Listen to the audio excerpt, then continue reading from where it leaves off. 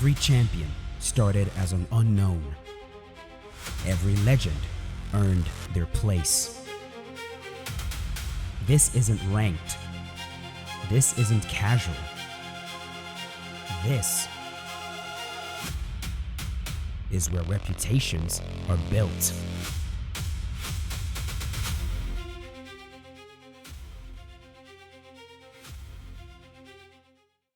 Good morning, good afternoon, good evening, fight fans. We are live. We are here with ESFL. Today is the beautiful day of July 26, 2026. I am your host, Frank No Streaming, and I'm joined in the booth by Drake UFC and by Zayaf. How's it going this morning, fellas? Doing good, man. I'm really excited to be here. We got a really big card, a lot of massive news to be announced, so I'm super excited for this card. How about you, Zayaf? How are you feeling? I'm doing great, man. It's going to be an incredible card. Like you said, some incredible news coming up. Just a really exciting time to be a UFC 6 fan. Absolutely. It's a very exciting time. And that big news that we are talking about, of course, you just saw it on the reel, but we've got the Creator Cauldron tournaments coming up. And before that, those are the lead up to the August Apex. That's going to be a 16-man tournament. It's going to be August 16th with a $2,000 prize. That is right. 2 bands are on the line. And as I had briefly mentioned, there are ways to qualify. We're going to have 5 different Creator Cauldron tournaments. There's going to be one held by Prioxis. That's going to be August 2nd. He's going to be doing big things over there. Also on August 2nd, Romero is going to be hosting another one of these Creator Cauldron tournaments. There's going to be another one held by GOAT on August the 7th, and then one by Crooks on August the 9th. And then, of course, we've got a tournament being held by Bruce Lee Rob at a later date to be announced. But all 5 of those sound like incredible events. What are you guys looking forward to from those events? I think it's going to be incredible. I mean, $2,000. We haven't seen that kind of money in the UFC community tournaments since Vegas, I believe. So that's going to be absolutely massive. If you're not excited about the comp scene, if you're not excited about UFC 6 right now, you definitely should be after these massive announcements. Completely agreed. I mean, there is really something to be said about the fact that the money prizes, the big money prizes, bring out the best in the game. There are people that, maybe they don't want to compete on the exhibition cards. Maybe they're only looking for the top competition. This is the top competition. If you want to prove you're the best, this is the time to do it. So guys, sign up for these tournaments. Go into the Creator Cauldron. Go, prove your worth and test your mettle. And let's find out who the best of the best is, Frank. Yeah, for sure. And like you had said, this is where the top competition is. And on top of that, just the extra incentive. Listen, it doesn't matter what you're doing at any level, right? You can have 2 guys just playing a game of basketball at the park. Walk up to them and say, winner gets $100, and watch how the intensity cranks up just like that. We're doing that, and we're multiplying it by 20 with this tournament, guys. $2,000 on the line. And don't worry, if you don't get invited to those creator tournaments, you can still get in because we're going to have an ESFL Q Crucible. That's going to be a Swiss-style open tournament. That's going to be open to anybody in the North American continent or the European Union that is not currently banned from ESFL. You can join our Discord. You can sign up. You'll be thrown into just kind of like an open round robin kind of thing. There will be 7 different matches. If you win 6 of those matches, you will get $50. And the top records from those competitors will, of course, qualify to have their spot at the August Apex. A lot of big things coming. A lot of exciting news. But that's in the future. We got to get past today first. And today, we've got a banger of a card. We've got 15 fights. All of them are going to be hot and heavy. And we're going to get this thing started, guys. Y'all ready to get into it? Oh yeah, we got such a sick card. So many familiar faces back. We have EdParker making his return to the ESFL. It's absolutely huge. We also have PapaDoc, former champion, DirrtyDave, Wordlife. Such an amazing card. I'm really looking forward to this one. What are your thoughts on this card, Zayaf? It's a super exciting card. You have a ton of new talent coming up on the first fights, which is always super exciting. There are people that haven't competed in ESFL, yet they're better than some of the guys we have in the league right now, and they're here to prove it. I'm looking at the names. I'm looking at It's JC on our first fight of the card, but then you go up the card. You have EK Suspect, former UFC 3 champ, JC21, UFC 4 interim champ, Trixie, Peyton. What a fight that is, and like you mentioned, the return of EdParker, the body tickler himself. I mean, my goodness, this is going to be a great set of fights. Man, absolutely. EdParker's been doing this since I was actually active. Now it's been a while, so that's how you know, like, we got a nice mix of the old and the new coming in. I can't wait to see what happens. And personally, between you and me, I want to see a fight in the future between It's JC and JC21 for the name. That's neither here nor there. Right here, we've got It's JC taking on Tyrese. What do you got for us on these fighters, Drake? So Tyrese is making his debut here. He's somebody who's been in the community for a little while. If you've played ranked, you probably ran into him. He's always a tough fight to deal with. And he's going up against JC, someone who's been in the ESFL before. He's number 205 on the legacy rankings. That's pretty solid considering there's over 600 names on that ranking. And yeah, this is going to be a really good fight. What are your thoughts on this matchup, Zayef?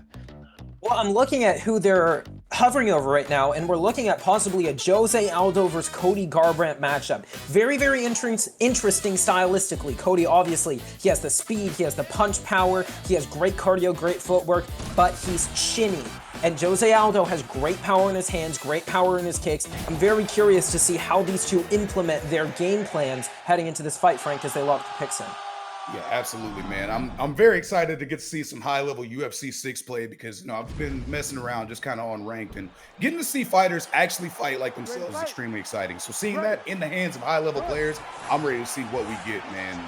Obviously, if you're using Jose Aldo, I'm expecting those leg kicks come out hot and heavy early on. Little bow of respect between the two gentlemen. Oh, sorry, Drake. Oh, absolutely. Good show of respect there. Cody Garbrandt, he has so much power. He's got a lot more power than Aldo, especially in his hooks and his uppercuts. So that's something Aldo has to watch out for. A little bit of taunt action there. Sorry, both guys trying to find their range in the pocket, kind of trading right hands. Good leg kick lands there from Aldo. So he's starting to walk forward, but getting caught by some nice hands from Cody Garbrandt on the entrance. Yeah, Jose Aldo has a 95 punch power, but Cody Garbrandt has a 98 punch power. So really, these two are just going to be throwing hands back and forth, and it's going to be who can get that big shot off first. Tyrese is really pressing forward and a knockdown. Yep, there we go. That's that first big shot. He gets that right hand and drops Jose Aldo. Now Tyrese is trying to keep the pressure on. He breaks that clinch and just trying to get a little bit of range, but JC firing back, getting some body shots in there. And a nice uppercut is going to drop Garbrandt. And now we're right back at 0, boys. It's a perfectly even fight, starting things up. 3 minutes left here to go in the first round. I think he may have been going for a taunt there when he got knocked down. I mean, this is the ESFL debut. He wants to put on a show, but you still have to respect your opponent right now. And he kind of gave up that lead in the round there by being a little bit too cocky. Let's see if that's going to cost him. Yeah, and right now, the big problem for It's JC is he's staying in boxing range. Like Frank mentioned, Jose Aldo, you've got the kicks. Nice front kick there. I want to see more of that. Use your leg kicks, use your body kicks, keep him at range, because Tyrese right now is just stalking this man down, and if he gets him to the back of the cage, it's going to be bad, Frank! Yeah, absolutely, and he's throwing those hands. I mean, he's opening up combinations. Like you had mentioned, I would like to see JC using more of the kicking range, but more of the kicking range, not just throwing kicks in that boxing range, because Cody Garbrandt will make you pay if you miss one of those. And an interesting change of pace is he goes for the takedown, but Tyrese is hip to it, able to defend that and keep things out of the clinch. Staying at range, and he is just, it looks like he's trying to find just the distance and the timing to land that one big counter shot right now. Almost was there right there with that left hook. JC is having a really hard time establishing his boxing right now, and that's to be expected. Cody Garbrandt's got so much power. He's already been dropped. And he's not really able to get off his hands, and we're seeing Tyrese really just flowing on him right now, mixing in low kicks, mixing in the hands, and we see JC kind of like panic grappling here. Jose Aldo is not the best grappling pick, but perhaps just to give him a different look, just to get him to drop those hands to set up his boxing. Yeah, and now Tyrese in flow state. Now Tyrese has Tiger, which means his hooks are going to be extra powerful, and you see them coming out here. JC returns with a flow state. That's Electric Eel. He's going to have more power in the stand-up, but that's not going to matter if he gets dropped, Frank! It's not going to matter at all. He's got to try to find a way to get through this round. There's 20 seconds left, and fellas, between us, all right, is it just me, or is the flow state just like a hey, hit me now kind of button? Is that just me? It's kind of what it seemed like, you know? As soon as he turns it on, it's just like, you know that they're going to be coming in. And I guess it's almost like a call to action to get defensively responsible and figure out where your counter shots are, as we saw in that exchange there. What'd you guys see out of round one? We'll start with you, Zayef. You know, I saw a lot of interesting exchanges. JC, he's trying to find the boxing range. He is working the body better than Tyrese's. You saw Tyrese's stamina getting sapped there, but it's a 3-round fight, Drake, and how are you going to make adjustments going into round 2? It's really tough right now. He's at a big stamina deficit. He's at a big head held deficit. As he eats a big head kick there, he's going to have to really make reads. Tyrese, he's throwing a lot of round shots. He's throwing a lot of hooks, uppercuts. He's going to have to make a read. Perhaps a pull counter to the body. Perhaps a duck. As he gets hit by another rear hook and he goes to the body, head. He was digging to the body right there. He was really trying to make up that stamina deficit, and he's getting some good shots off. That overhand might have put a bow on this thing, but he wasn't quite able to land that. Right now, it looks like Tyrese is being better on the defensive end of things as he shows that with that slip right there. But JC is fighting back, trying to get one of these big kicks to land in the pocket. Tyrese is looking very loose in here. This is his first fight in the ESFL. He's signed up for 5 cards, and this is his big shot, and he looks very loose and very prepared for this big moment here. Right now, it looks like it was worth the wait. Woo! Nice dog. 2 body shots. Gets the uppercut. Not quite able to do it. JC very good at staying defensive. Good takedown. Just the change of pace he needed, Frank. Yes, an excellent takedown. That was a fraction of a second from being horrible because you saw Garbrandt throwing that flying knee almost in anticipation, but didn't quite line up. But that head kick lined up perfectly. Left shin to the dome, and now he's looking like he's trying to put this thing out. This could be problems here for Cody Garbrandt. He's against the cage. And I don't know if I'd be taunting here. This is a lot of trouble. He just got rocked from a big head kick. And you got to see, you know, is the taunting and the showmanship going to come back to bite him, or is it just going to be extra sprinkles on the highlight reel?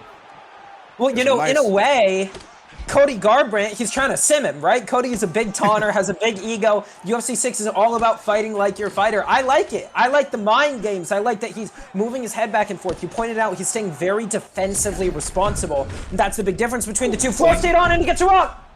Yeah, these hooks are coming in, man. You got to be careful because it seems like every time that JC is getting the timing and the, you know, figuring out the defense, he's getting hit in the body, and oh my goodness, just a barrage of body shots is what's going to put this thing away. What a debut from Tyrese. Man, he looked so good out there. He's very composed, taunting, flowing on his opponent, and nearly had the perfect performance. He got rocked a few times, but he was really in control of this fight the whole time. Yeah, no, for sure. What'd you see out of that finish, Zayef? I thought it was a fantastic performance. He used his flow state impeccably. He knows that the round strikes, once you have flow state on with Cody Garbrandt, are going to be so powerful. He already has 98 punch power. He's gaining a percentage of punch power from the flow state. I thought it was an immaculate performance. Very, very excited to see a smart, intelligent fighter using an interesting pick like Cody Garbrandt and getting it done, Frank.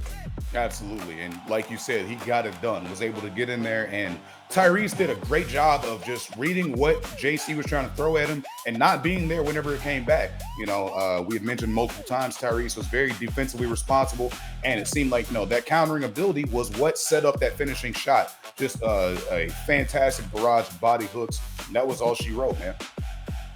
Yeah, and man, Tyrese, ESFL debut, just looked so clean in there. I definitely want to see him on some more cards and get him in there with some, you know, higher ranked opponents. I'm really excited to see what this kid does in the ESFL. No, for sure. You had mentioned that he'd signed up for 5 different events before getting into this one. I don't think he's going to need 5 signups to get his next fight, but that's just my prediction. We'll see what happens. All right, next up, folks, we're going to move right into our next fight. We have got Rawling taking on Skid Vu. This is both of these guys' ESFL debuts. So yeah, we don't know a lot about either of these guys, but that's what makes the ESFL so exciting, and that's one of the beautiful things about these exhibition cards. 2 guys getting a chance to prove themselves to the community, both guys making their debuts. It's going to be really interesting to see which guy can make a statement. Well, and we're looking at some very interesting picks here. We have Islam Makhachev and Jack Della Maddalena. You have a pure, basically, wrestler, but with some great hands against more of an MMA guy. Drake, if you're both of these fighters, how are you approaching this? And with Jack Maddalena, you got to be really heavy on that low block because Islam Makhachev is going to have a significant advantage on the ground. And Islam has got some really good hands as well, so I really like to see a patient approach from Jack. And as he comes out swinging already, I like to really see him make some reads early on. Oh, he eats a big head, and the denial there. Yeah, great denial there because, you know, like you had said, you want to see some patience. He came out like a house on fire, and then Islam was trying to take advantage of that with the early takedown. But great defense there from Skid Vu. But oh my goodness, he got touched by the right and the left. He's trying to get it back right now. Gets a good body hook right there. But again, looking for the takedown and gets it. This Rawling. Now, this is an interesting situation. I mean, you got 4 minutes left in the first round, and you've already got Makhachev on top of you. But he's not in a bad place to be. He immediately took full guard. This is a very difficult position to pass in this game. And the problem that Rawling's going to have is he's doing everything big. Look at his stamina. We are a minute and a half in, and there's already a significant chunk out of it. And that's because he's throwing head kicks, going for big takedowns, powering posture up. You know, the more he moves, the more stamina he's going to use. So he has to be smart about how he uses his time on the ground, Drake. Absolutely, and Jack, he's doing a really good job right now staying defensive. He just lost that side control, but there's not a lot of danger in that position, and he sprawls right away. Perhaps looking for a cage get up here, but he's doing a really good job of just preserving his stamina and really making this Islam Makhachev work from the top position. And, you know, if this fight stays on the feet in round 2, round 3 with a stamina advantage, Madalena can really do a lot of work. Love what Rawling did right there. Posturing up, get a good shot, get the grapple advantage, and then get the free transition to side saddle. Gets into crucifix, but isn't able to do anything with it. Lands a nice elbow from side saddle, and Jack does a good job getting back to side control. Now, you had mentioned Zayaf, the stamina advantage, and how, you know, Rawling has already used a good chunk of that stamina. But if he's able to keep top position and keep making Skid Vu work, do you think he'll be able to make that grab up? He is able to do it. The question is, can he do it in rounds 2 and 3? We saw him fail a couple of takedowns before he got this one, and the larger you have of a stamina disadvantage, the more difficult it's going to be. So it seems like his plan is get this guy out early, get big denials, land big ground and pound as he's going for here, and then do, you know, use your health advantage to make up for the stamina disadvantage in 2 and 3. What do you think of the strategy, Drake? I do like it, but then the issue is, can he get back to his feet, though? Because if he just lets Islam lay on him for 2 rounds, 3 rounds, then he's just, you know, big reversal there, just pancakes him right back into side control. It's going to be, can he keep it on the feet? Because if he gets taken down, right now he's not showing an ability to get back up to his feet. As he gets a nice reversal, only 25 seconds left in the round, or I'm not sure if he can do much with it. It still has to be a decent mental boost, though, right? You spend 4 minutes on, you know, on your back. It's got to be at least a small moral victory to be able to get that top position at the end of the round. We'll just see, you know, how much morale that carries into round 2. Because as you had mentioned, sorry, I can't remember his username, but Makhachev is doing a great job of softening up JDM right now, and we'll see how big of an effect that has going forward in this fight. Absolutely, and that's definitely an Islam round for sure. And this next round should be really interesting, though, because Islam's at a major stamina disadvantage now. That means he can get rocked a lot easier. It means the counters are going to do a lot more damage to him. And if Jack can keep this on the feet, he can really do a lot of damage. So this is going to be a really intriguing round to see if Islam can either get him back down or if Jack can keep his fight on the feet. What are your thoughts, Zayaf? Well, as you pointed out, I would actually like to see Jack Della Maddalena fight this at a slower pace. He has the stamina advantage here, and he's coming out like a, you know, someone with a mission, but that just gets him put right back on his back. And Frank, this is not where you want to be in round 2. No, not at all. I was actually going to ask, do you think there's an opportunity for him to throw some knees or some uppercuts to try and stymie that takedown attempt? But clearly not. That was not the case. Now we've got Makhachev on top with even more time to work than he had in the last round. So what can JDM do right now to stop this round from being more of the same? And he's going to have to show some urgency on the ground trying to get back to his feet as he gets put into an arm triangle. Can he complete this? This is going to be a big moment in the round. And he activates his flow state. Checkmate. This is going to do a lot of damage to the sub bar. Yeah, that was he gets that. Look at that.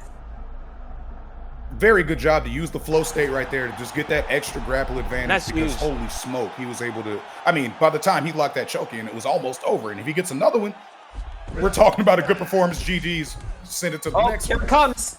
Here it comes. He's frustrated. Yep, might be GG next. That's wraps. 100% wraps. Giving up the arm triangle there quite easily, and that denial might just be top him. Yep. And there it is, folks. Beautiful grappling from Rawling. Gets the victory with Islam Makhachev. I mean, he was a security blanket the entire time. Got the fight to the ground, kept it there. It's pretty academic. What do you think, Zaya? I thought that was an interesting game plan that ended up working out for him. I don't know that I would call it incredibly intelligent. He made the mistake of really blowing a lot of stamina. He threw, some wild stuff, but at the end of the day, he did what these Sambo guys do best. He took him down, he ragdolled him on the ground. We got a beautiful submission, and Drake, we saw that checkmate activated. That's the new part of UFC 6 that people have to adapt to, right? Right, once that checkmate is activated, it's a lot easier to get one-tap subs, and even if he had survived that round, that would have absolutely been a 10-8. It took such a big chunk of the stamina bar, and you gotta remember, this is the ESFL debut of both guys. Rawling did a really good job there. Did make some mistakes with the stamina, but it didn't matter, and you gotta wonder if that Jack player, the nerves got to him where he wasn't able to be as patient or defend those takedowns, and it looked like he really panicked there towards the end, and that's just an experience issue.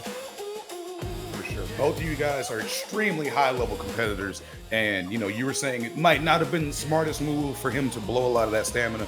I personally prefer results-based analysis. That was the best game plan I've ever seen because he won. So, right, he was dominant. He just took him down, did whatever he wanted to him. Yeah, like what are we talking about? He won. That was it. Perfect.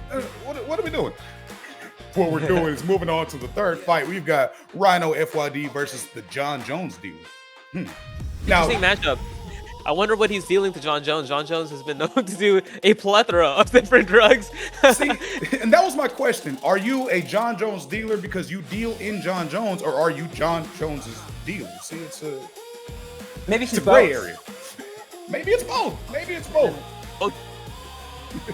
And both guys are making their ESFL debut, and this is in the bantamweight division. We see John Jones dealer going Rob Font, who kind of resembles John Jones with the bald head in this game. So, maybe that's why he picked him. Would you call that John Jones in like a smaller font?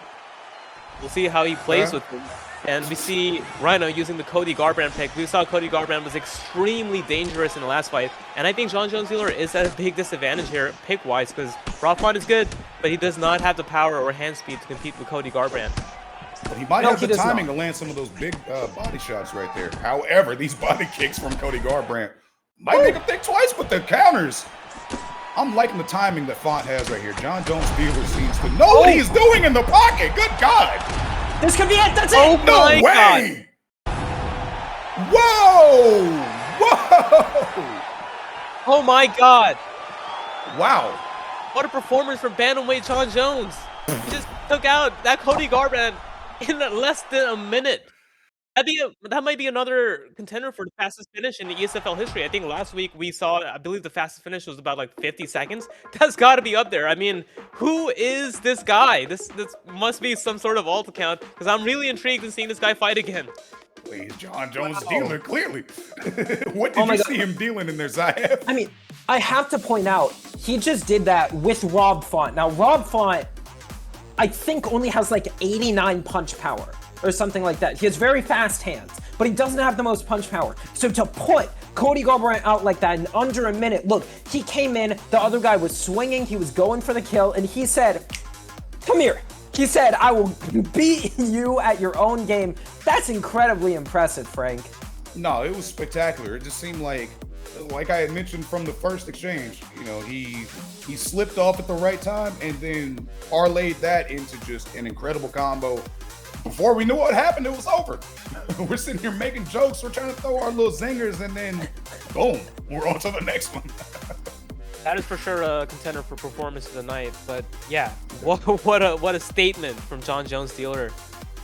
Yeah, go ahead and mark that one in the performance of the night contenders for sure. We need to put a little dog here on that one. So, trying to reset our brains after what we just saw. Going into the next fight, we've got Charlie 18 times.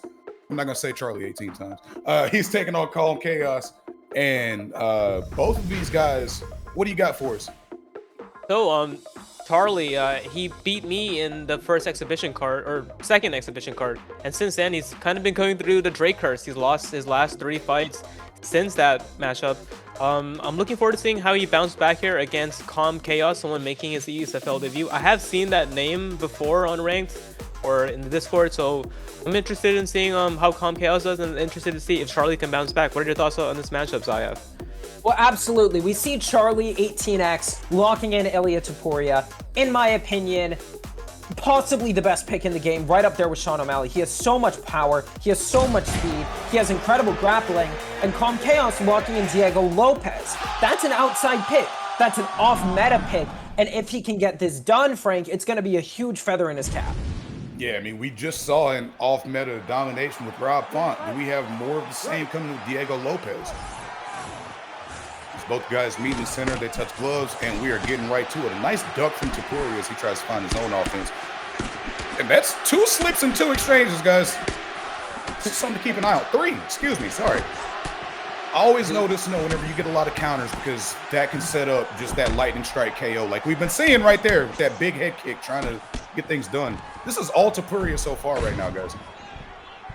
Yeah, and this is a pretty fast pace. He's playing Taporia really well, walking him down, moving his head, keeping him against the cage, and he's doing a really good job. And and the exchange there, he's got to be careful. Diego Lopez does have a lot of power in his hands as well. Taporia is one of the biggest power punches. Oh, and he lets a big pull straight. And he goes for a takedown here. Can he get it? No. Good denial. We saw Charlie did struggle with the wrestling a lot in his last fight. And that might be smart for Calm Chaos. And he goes again. Good takedown defense from Charlie here. He's really improved his takedown defense from the last fight. What are your thoughts on this matchup so far, Zayef? Well, what we're seeing right now, it's really hard to shoot takedowns in this game when you're on the back foot. When the other guy is controlling a pace, when he's the one hitting you, when he's the one punching your body, Calm Chaos is only throwing to the head, and Charlie is noticing that he's slipping and he's ripping. That makes it really, really hard to time takedowns. Calm Chaos needs to get on the front foot. He needs to establish respect. Charlie has no respect for him right now, Frank. He's just walking him down. Yeah, absolutely. I feel like that is evidence. He just took his first back step, it feels like. He's stepping out of range, but then just getting right back in, and like you had said, walking him down. But right now, Lopez is landing some good shots. Calm Chaos is trying to get some of that respect. And it looks like it might be working because Charlie doesn't seem to just be marching forward at the moment. Looks like Calm Chaos is starting to find a rhythm here. He's 1, 2. Oh, and he gets dropped, as I mentioned that. And that's where you have to be careful with Taporia. You could have a head health advantage. You could be stunning him. And then, bam, one shot changes the fight. And Taporia pressing him on here. We could be close to seeing a finish. It could be much closer than we thought to seeing a finish here, Zayef, as we're seeing Charlie starting to slip in the pocket. And Lopez does not have the head health to hang out there. No, he does not, and Taporia now has flow state. If Calm Chaos backs himself onto the fence, Charlie XCX pops flow state, he has the same tiger that Cody Garbrandt has. Those hooks are going to be monstrous. I would absolutely like to see Charlie take a second, back him up to the cage, pop flow state, and I just think go ham. Because Calm Chaos cannot get this takedown, Drake. Yeah, and Charlie's really improved his takedown defense from the last fight. It looks like he's going to be able to break the Drake curse tonight.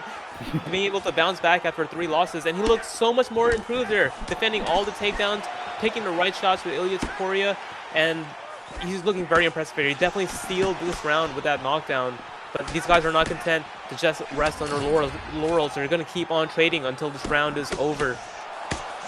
Yeah, now we see Calm Chaos also has that flow state, but here with 10 seconds left in the first round, look at the difference in stamina bars right now, guys. I don't think this bodes well for Calm Chaos going forward in this fight.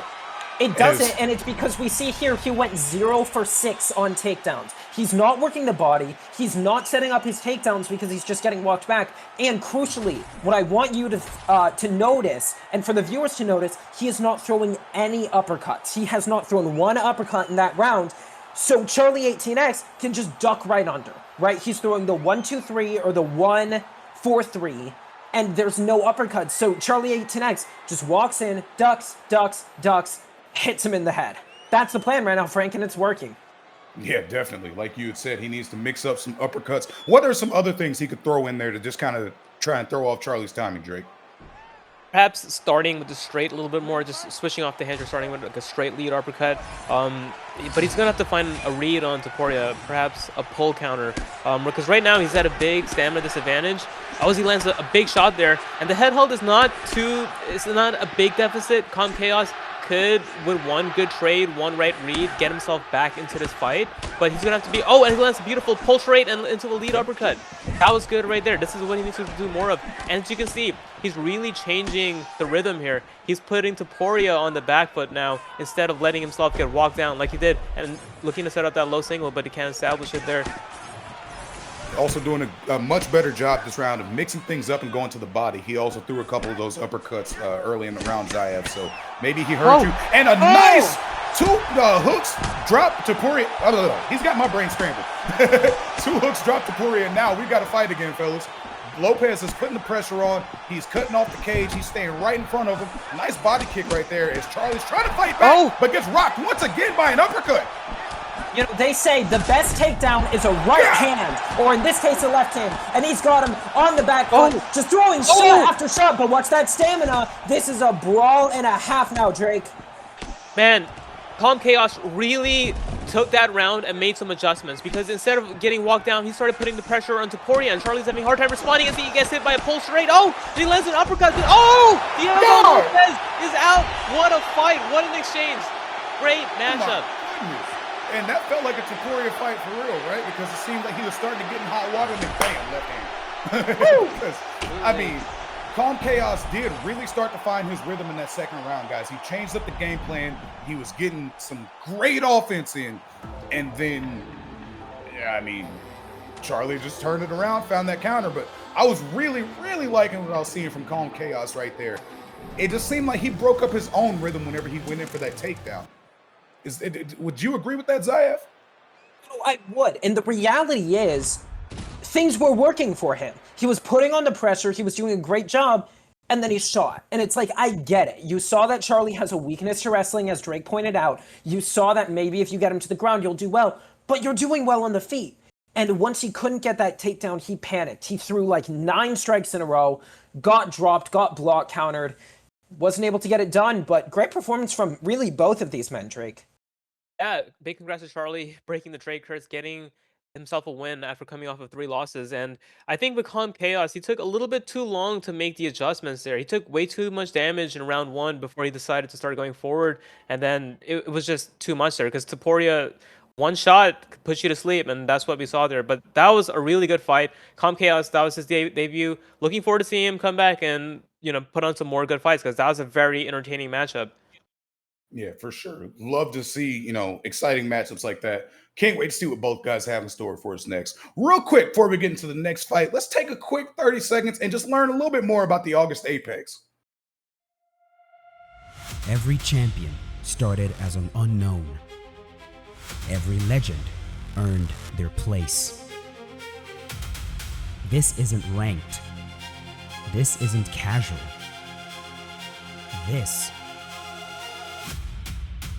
is where reputations are built.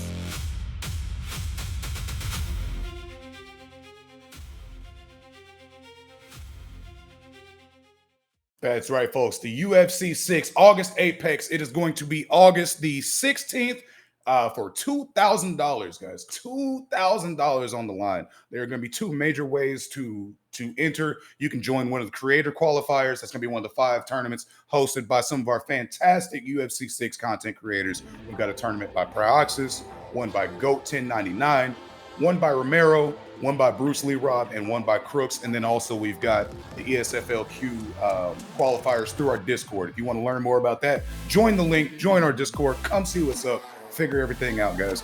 And yeah, with that said, let's get back into it. We are going on to our 5th fight, right, guys? Yeah, 5th fight. It's going to be AFC Neve versus Harris on this one. Yeah, and both guys, again, making the ESFL debut. That's one of the exciting things about this card. A lot of guys getting their opportunities. I have fought AFC Neve before in a tourney. He's a really solid player, very aggressive, likes to mix into wrestling. I'm not familiar with Harris, so I'm looking forward to seeing how he does. What are your thoughts on this matchup, Zayev? I think it's incredibly exciting. Once again, having these new guys, this new blood, you never know what they're gonna bring. They're at light heavyweight, which is very interesting. We don't see the heavier weight classes in the ESFL as often, and it tells me maybe these guys are gonna go for a slower, more strategic pace, especially as we see Harris hovering over the John Jones pick. I love this. I really do love this. Level 10, John Jones. Level 17, Jan Blachowicz. These guys are really familiar with their picks, and that tells me it's going to be a great fight, Frank. For sure. Both these guys are using fighters that they're comfortable with. I assume that they both know exactly what they're doing and what they want to do. I'm just curious to see what the game plan is from both guys, because as we know, John Jones can do everything. As both guys start with the leg kick. Go ahead, sorry. Yeah, John has incredible wrestling. That's his superpower, and he's also got some good kickboxing as well. Jan Blachowicz, however, he can also do it all himself. He's got incredible. Oh, big overhand lands early. He's got good kicks himself as he lands the leg kick there, and he can also wrestle too. And I think this fight being a 3-rounder is really gonna favor Jan Blachowicz because he's got more power, and he can really put it on John Jones. But right now, Harris is doing some good jobs with these mix-ups here, really mixing it up to the legs, to the body. Oh, beautiful trip and a better up kick to stop Neve from putting on any more pressure. As we see, he's doing a good job with Blachowicz, just walking forward and keeping things in front of him, but it didn't take long for Harris to get that first John Jones takedown. As you mentioned, wrestling is Jones' superpower. And I like how he started with the kickboxing and the striking, and then made him think like, okay, we're just gonna strike a bit, and then he goes for a takedown. As he takes full mount there, beautiful transition there to get the full mount, and he's raining down big ground and oh, and a big elbow. Goodness John Jones got some of the most nasty elbows in the game, and he's got that flow state ready. If he pops out flow state and lands an elbow, this could be over. More ground and pound here. This is it. Oh, yeah, big I was knockout. gonna say, this is looking like Prime Jones. Just take him down and then do what you want. I mean, that was a dominant performance. You know, it seemed like as soon as Blachowicz was getting any kind of momentum, Jones took him down, and that was that. It was wraps from that point. Incredibly complete performance there from Harris. I mean, he showed some decent striking, and then once he got him to the ground, it was wraps. He knew what the game plan was, and we don't really see a lot of people finish on the ground with ground and pound as efficient as he did there. He knew that the elbows of John Jones were some of his deadliest weapons, and he landed 2 elbows following some big ground and pound, and that was all she wrote. Yeah, no, as soon as you see them Jones elbows coming down from mount, like, you can kind of start writing the ending right there, right? There's not much that can be done in that situation. And yeah, no, fantastic work right there by Harris to come out and really put a stamp on that. I believe was his ESFL debut, correct? Absolutely was. And you know, there's something also so incredibly impressive, because I just looked. Neve chose the weight class. So Harris said, you want light heavyweight? I'm going to give you my John Jones. I get first pick. I get John Jones. He said, it doesn't matter where you take me. I know my game plan. I'm going to take you down, and I'm just going to smash you on the ground. So incredibly impressive to do that for an ESFL debut where there's so many nerves, so much going on. Really great, Drake. Yeah, I mean, Harris looked very composed, didn't struggle one bit, and yeah, like you said, very, very complete performance. Did not look nervous at all, and Neve will be back. Maybe he was feeling those jitters a little bit more. Maybe he felt like he needed to go light heavyweight to, you know, make up for something. But yeah, really looking forward to seeing Neve back as well, and good on Harris. Big win. Definitely. Fantastic debut from Harris. And like you had said, Neve will be back. Can't wait to see what they do in their next fight. Our next fight is going to be EK Suspect versus Q. Both these guys, we're getting out of the debuts now, fellas, and we're getting back into more established and returning competitors, because EK Suspect is a former ESFL Xbox champ from all the way back in UFC 3. Sayaf, what are some of the transitions that you need to make from game to game, and then if you skip 3 games and then jump back in? My goodness, you have to make so many adjustments. Now, the nice thing for Suspect, the grappling system at its core is the same. They've added new things, getting takedowns is different, but once you're on the ground, Suspect is going to be able to show his dominance. But the difference is, UFC 3, UFC 4, even UFC 5, it didn't matter who you picked, you could kind of just use everybody the same way, right? You know, in UFC 3, it was use the Captain America block and just circle away and jab, feint, body straight. UFC 4, it was all about pressure, block breaking, you know, but now UFC 6, it changes. It depends who you use, and that's what's gonna make this so interesting. Is Suspect gonna play like it's UFC 3, UFC 4, UFC 5, or is he gonna make the reads, make the adaptations, make the adjustments for this Tony Ferguson-Habib fight, Drake? Yeah, so Suspect did look really good in his last fight. He fought Jody BJJ. I know how good Jody is, and he kind of just walked him down with TJ Dillashaw, showing no respect. And Caillou, this is only his second fight in the ESFL, and he's getting a former champion, someone who's really experienced. So can Caillou rise to the occasion, or will the veteran be able to show his experience here? Yeah, we're gonna see, and it looks like a very exciting fight, or at least at one point in time, right? One of the most anticipated fights that we never got. Tony.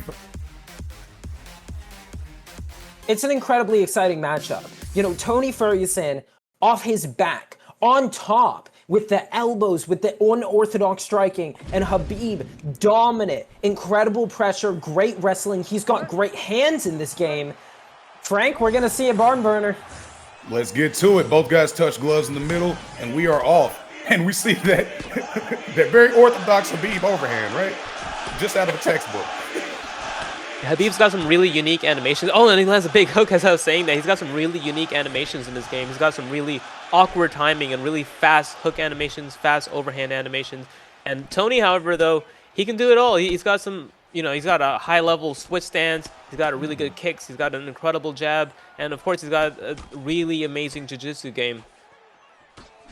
Yeah, absolutely. Striking right now. He's trying to take advantage of all the different unorthodox, crazy angles that Tony Ferguson did. I personally would like to see him hitting some of those switch stances and getting some, you know, open kicks to, or some body kicks to that open side. What do you think, Zayed?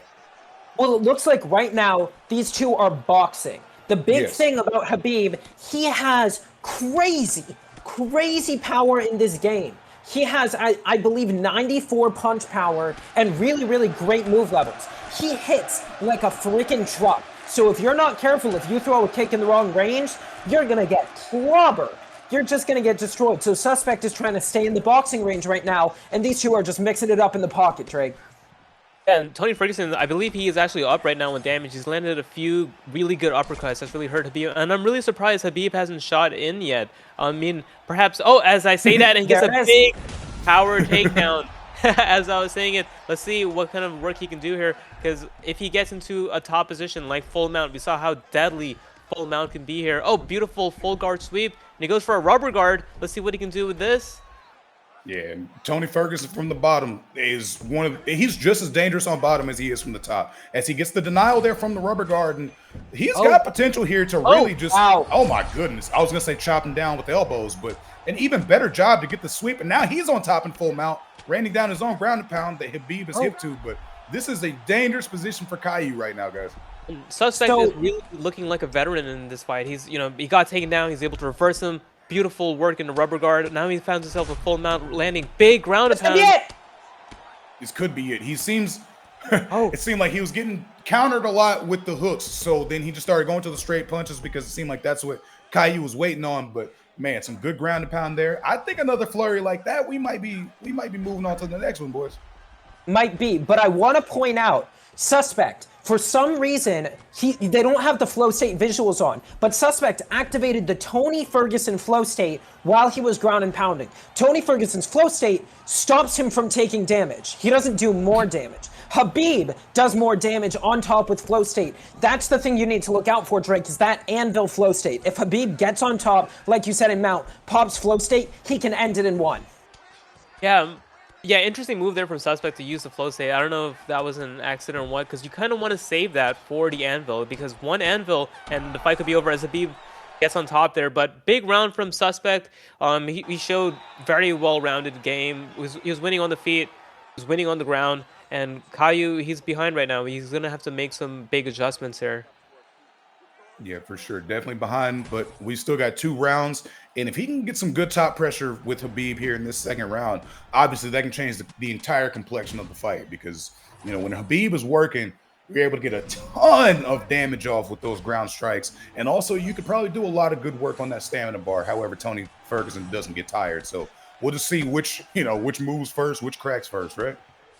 Well, and the big thing here is, oh my goodness, as he gets a big rock, oh, now they're trading in the pocket. But even if Caillou gets Suspect down, The problem is, Suspect is a veteran grappler. He's been playing this game since what, UFC 1, UFC 2? He knows the system in and out, and that's what we saw there. Even if Caillou gets him down, he's not going to be able to do anything to him. His best bet is in these exchanges on the feet, because Suspect's getting a little wild, a little reckless on his defense, but he's landing good shots here, Drake. Yeah, oh, and a big uppercut there. This is what Caillou needs. And although Suspect does have a lot more experience with the grappling, Khabib is kind of like a ground version of... Oh, big slip uppercut there! Oh, it seems like every time... Go ahead. I was going to say, Khabib is kind of like a ground version of Alex Pereira, where like one flow state from top mount or even backside could end the fight right there. Definitely. And that's just an extremely dangerous position to be in. Right now, Suspect is doing a good job of just staying completely out of danger, but it feels like every time he starts to get his own flow going right there, it seems like Khabib hits him with something big, but a nice head kick right there stops a bit of the offense from Caillou. You know, Caillou and Suspect right now, the game they're playing is which of us has better mix-ups. They're both going body head, and the question is which one of them just knows this game better. It's not a question of who's reading the other. They're not reading the other. They're just saying, I'm going to throw my combination, you're going to throw your combination. Let's find out who's better with the combinations right now, Drake. Right, and I think this kind of fight is gonna favor Tony Ferguson with those health stats and that flow state as well. That's gonna keep him from taking a lot of damage on the feed. But right now, like you said, they're both just kind of throwing, and we're waiting for a big moment here. And these guys are just trading in the pocket right now. Yeah, a lot of big exchanges, but like you both are saying, there's a lot of your turn, my turn in this action, right? So Khabib just threw, and now Tony's gonna throw. Now Khabib's gonna throw a takedown. Okay, so that's a nice. That's a great change up right there. And then, yeah, like you had said, that flow state running out now. So it might have been a bit wasted because he didn't really get anything out of that, I don't think. You know, he wasn't really taking damage. So do you think that was a mistake or just a calculated thing and I'm bad at math? So it looks like he was trying to use it on the feet to perhaps just press forward a little bit more. And then Caillou, in response, shot that takedown there to just stop him from, doing anything with that flow state. And right now, Suspect just out-grappling him every time they get to the ground. He's just showing, some really good reversals, some really good IQ in the grappling. Go for the doors. Oh, my. He's only got 9 seconds here. Can he wrap it up? Oh, Caillou. Oh, made a mistake there trying to move. Time. Oh. Not enough time, but you got to think Caillou's going to be thinking about that one going into. I love that they got to complete the animation. But yeah, you got to think that might be something that's in Caillou's head going into round 3. Both guys are very evenly matched on the feet, but it seems like as soon as the fight goes to the ground, Suspect's got a bit of an advantage, which is interesting because he's the one playing Tony and not Khabib. That was a really close round there. Both guys landed almost the same strikes, but Caillou did get 2 stuns. I wonder if the judges will favor those stuns.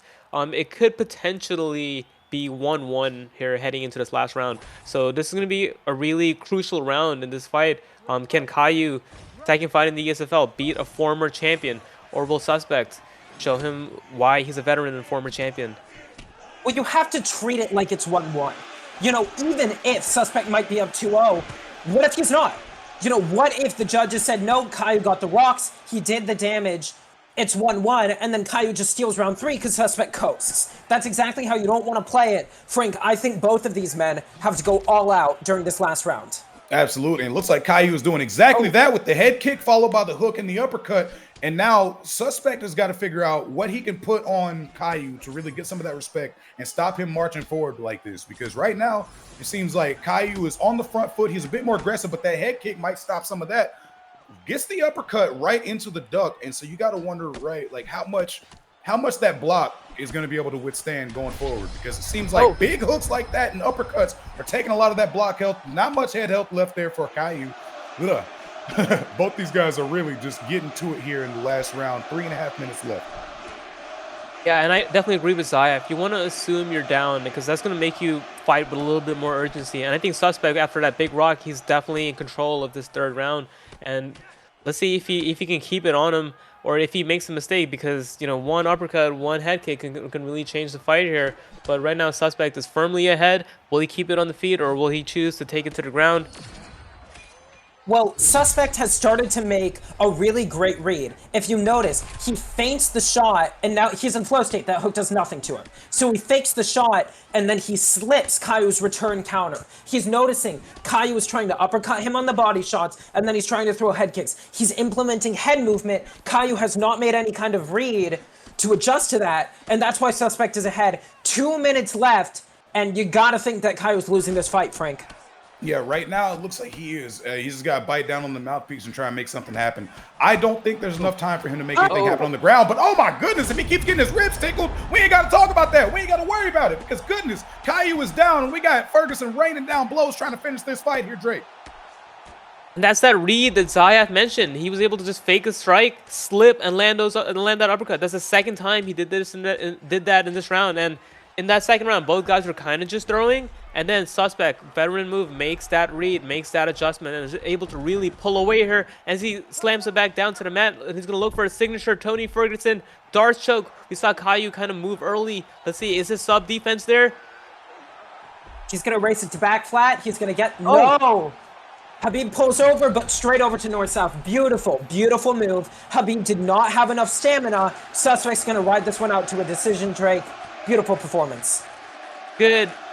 Very mature performance from Suspect, showing why he's the former champion, showing why he's a veteran here. He was able to out-grapple him, out-strike him, really, making those reads. And I think Caillou, this is a fight where he's going to learn a lot from.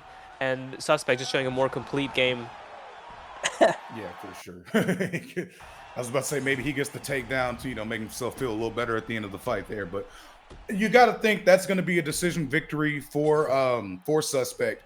But again, Caillou showed great chops. It just seemed like Suspect did the better job of not getting rattled, keeping his composure, and just sticking with what worked. Zayaf, you had mentioned it. He made the read first, was able to feint those body shots, draw out that uppercut, and then slip it into, the finishing sequence there. Great overall, all-around fight from Suspect. Here's the judges. 29-28. The winner by 29-28. It was 1-1 heading into that last round. Yep. Very, very impressive from Suspect, the former UFC 3 champion, showing that the old guy still got it. Personally, as a UFC 4 champion, as somebody that was competitive in that era, I'm in support of this. I want to say the old guy still got it. I was the young prodigy. I'm maybe not so young anymore. But great performance, Frank. Zayaf, aren't you like 12? What are you talking about, the old man? Stop it. Get out of here. But yeah, no, from an experience standpoint, for sure, Suspect showing that, yeah, he still got it. The old dog still got some new tricks, and they will step into a new arena and really put a stamp on his UFC 6 debut here, Drake. Yeah, and Suspect, it looks like he has no problem adapting to that game. He's making reads, hitting the body, hitting the head. Showed a very complete game in the grappling. And yeah, Suspect win over Jody BJJ and now beating Caillou in a very, very impressive performance. I'm looking forward to seeing what's next for EK Suspect. Definitely. My apologies. That was not his debut. I misspoke. Sorry about that. But yeah, either way, great performance from Suspect. I mean, throwing the dust off, right? Showing that it's still there. And can't wait to see what he's got coming for us as he moves forward. And now we've got, let's see, our next fight coming up is going to be TK Cryptic versus Caliber. We've got two very heavy hitters coming into this fight here, Drake. Yeah, Caliber versus Cryptic. Yeah, both guys, again, these guys aren't making their debuts. They're both ESFL veterans. They both fought in the ESFL. Cryptic actually has a win over Suave Jamie, who's a former champion. Anytime you can beat Jamie, that's a big feather in his cap. And Caliber here, he's been he's had a tough last three, but his last fight was against PapaDoc. He was in there against a veteran like PapaDoc. He's going to get that rub, although it was a very tough fight for him. And yeah, I'm looking forward to seeing how these guys clash. What are your thoughts on this matchup, Zayaf? I'm very interested in this matchup. These are guys that have been around for a while. And as the WTC odds show us, it's a very close fight. 58% for Caliber, 42% for Cryptic. I mean, it's anyone's game. And that's the great thing about fights between veterans like this. You don't know how it's going to go, and I love the these kicks. Pyotr Yan, TJ Dillashaw. Frank, what do you make of this? Man, I feel like they are going to get into a phone booth and get to it. If you blink, you're going to miss it because both these guys have extreme speed and extreme power. And I cannot wait to see how they mix it up here in the octagon, Drake.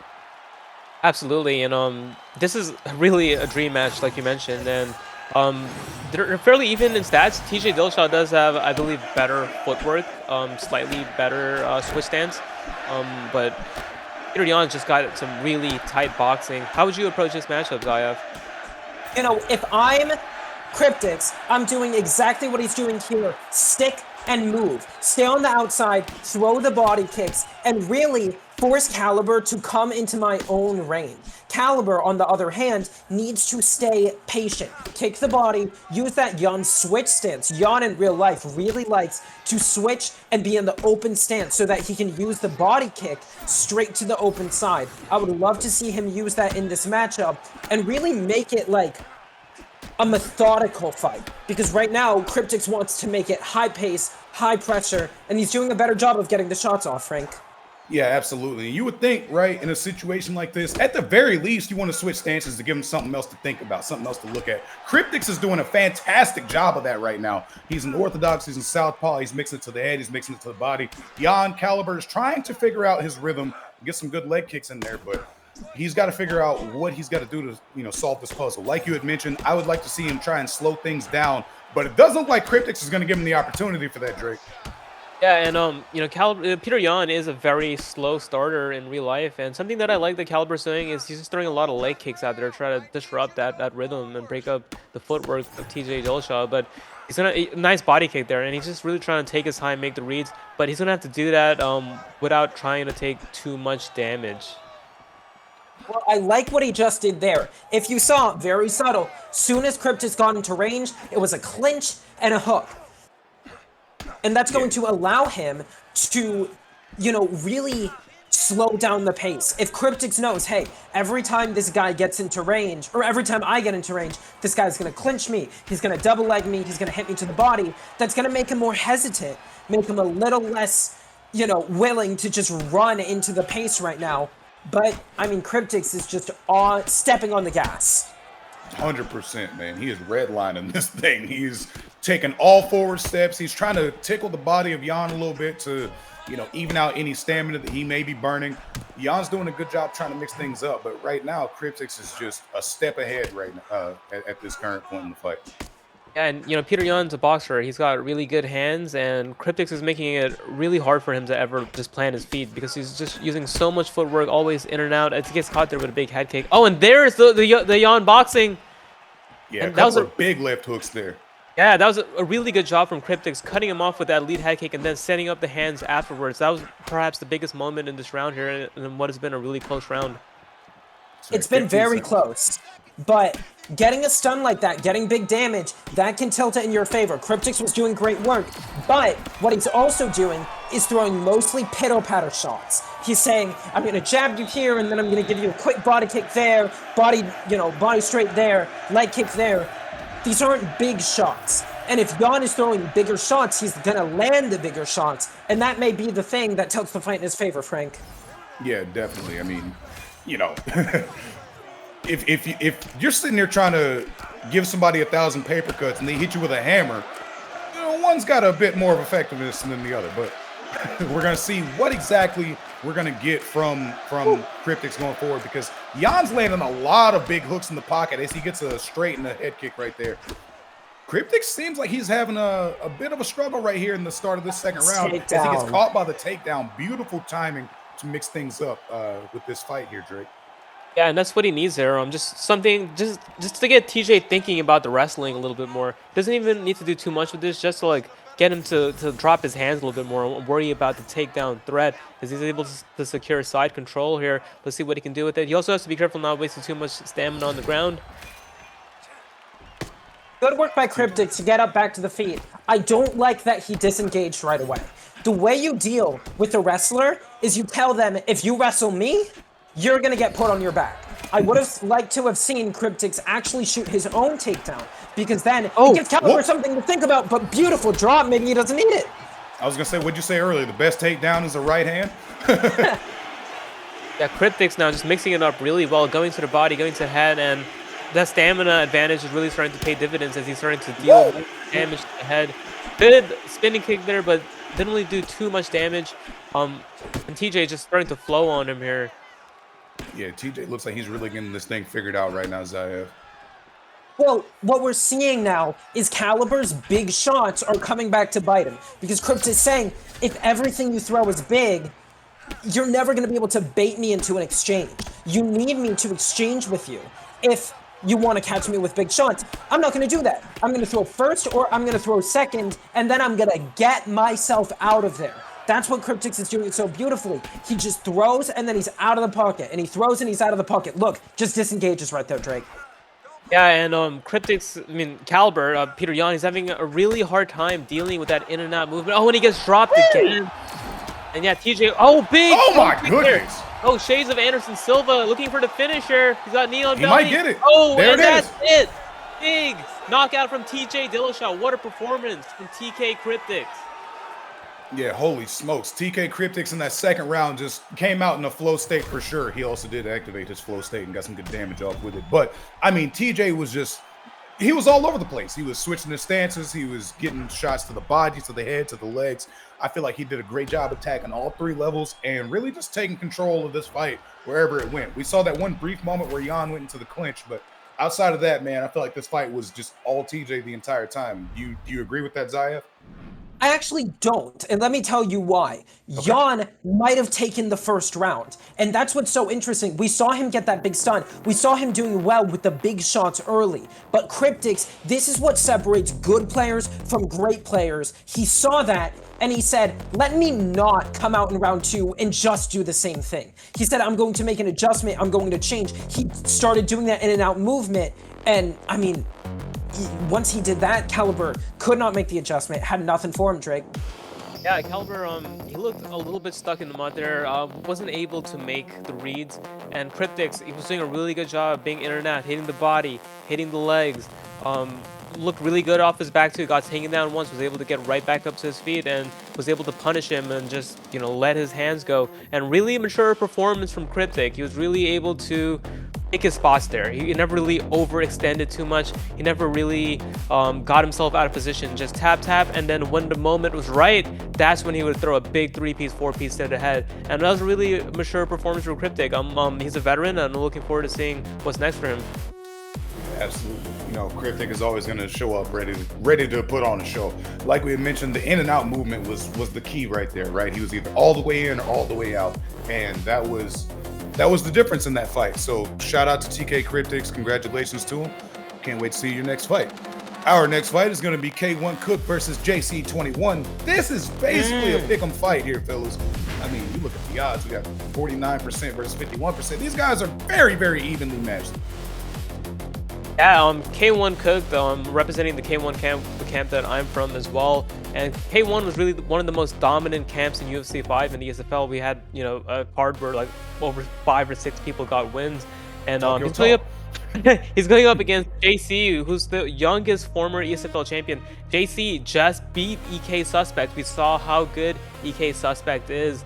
And this is going to be a good matchup. What are your thoughts on this one, Zayev? I'm very interested. You know, JC21, youngest ESFL champ in history. He's an incredible player. He's so dynamic, so interesting. He was the protege of Suave Jamie. And if you know Suave Jamie, you know that's very interesting. You know that's going to tell you JC21 is going to be a great striker. And he has great ground game, which he might need going against an Islam Makhachev, Frank. Yeah, I mean, honestly, because right there, immediately Makhachev takes this thing to the ground.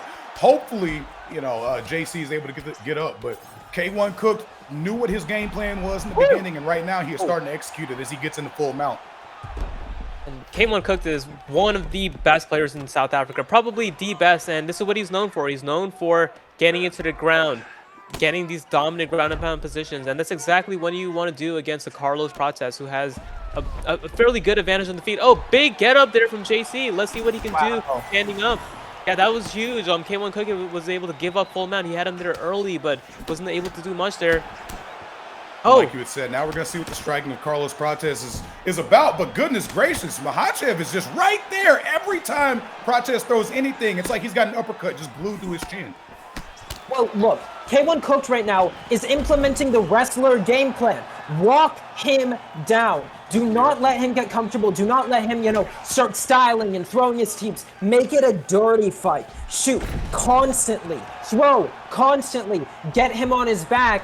This is going to be a real problem for Carlos Prates, who does not have the absolute best stats off of his back. Yeah, I mean, right now, just it's one-way traffic because Cooked is just, as soon as Prates starts to try and get anything done, like you had mentioned, Zayef, he's just doing the wrestler game plan and walking him down. If you're in this position, Drake, what are you doing to try and get some of this pressure off you? From Carlos Prates, I mean, he's taking big ground and pound here. That was really smart. That was really smart there to go to back mount because he can mitigate a lot of damage here. He has a slight stamina advantage, so, big elbows there.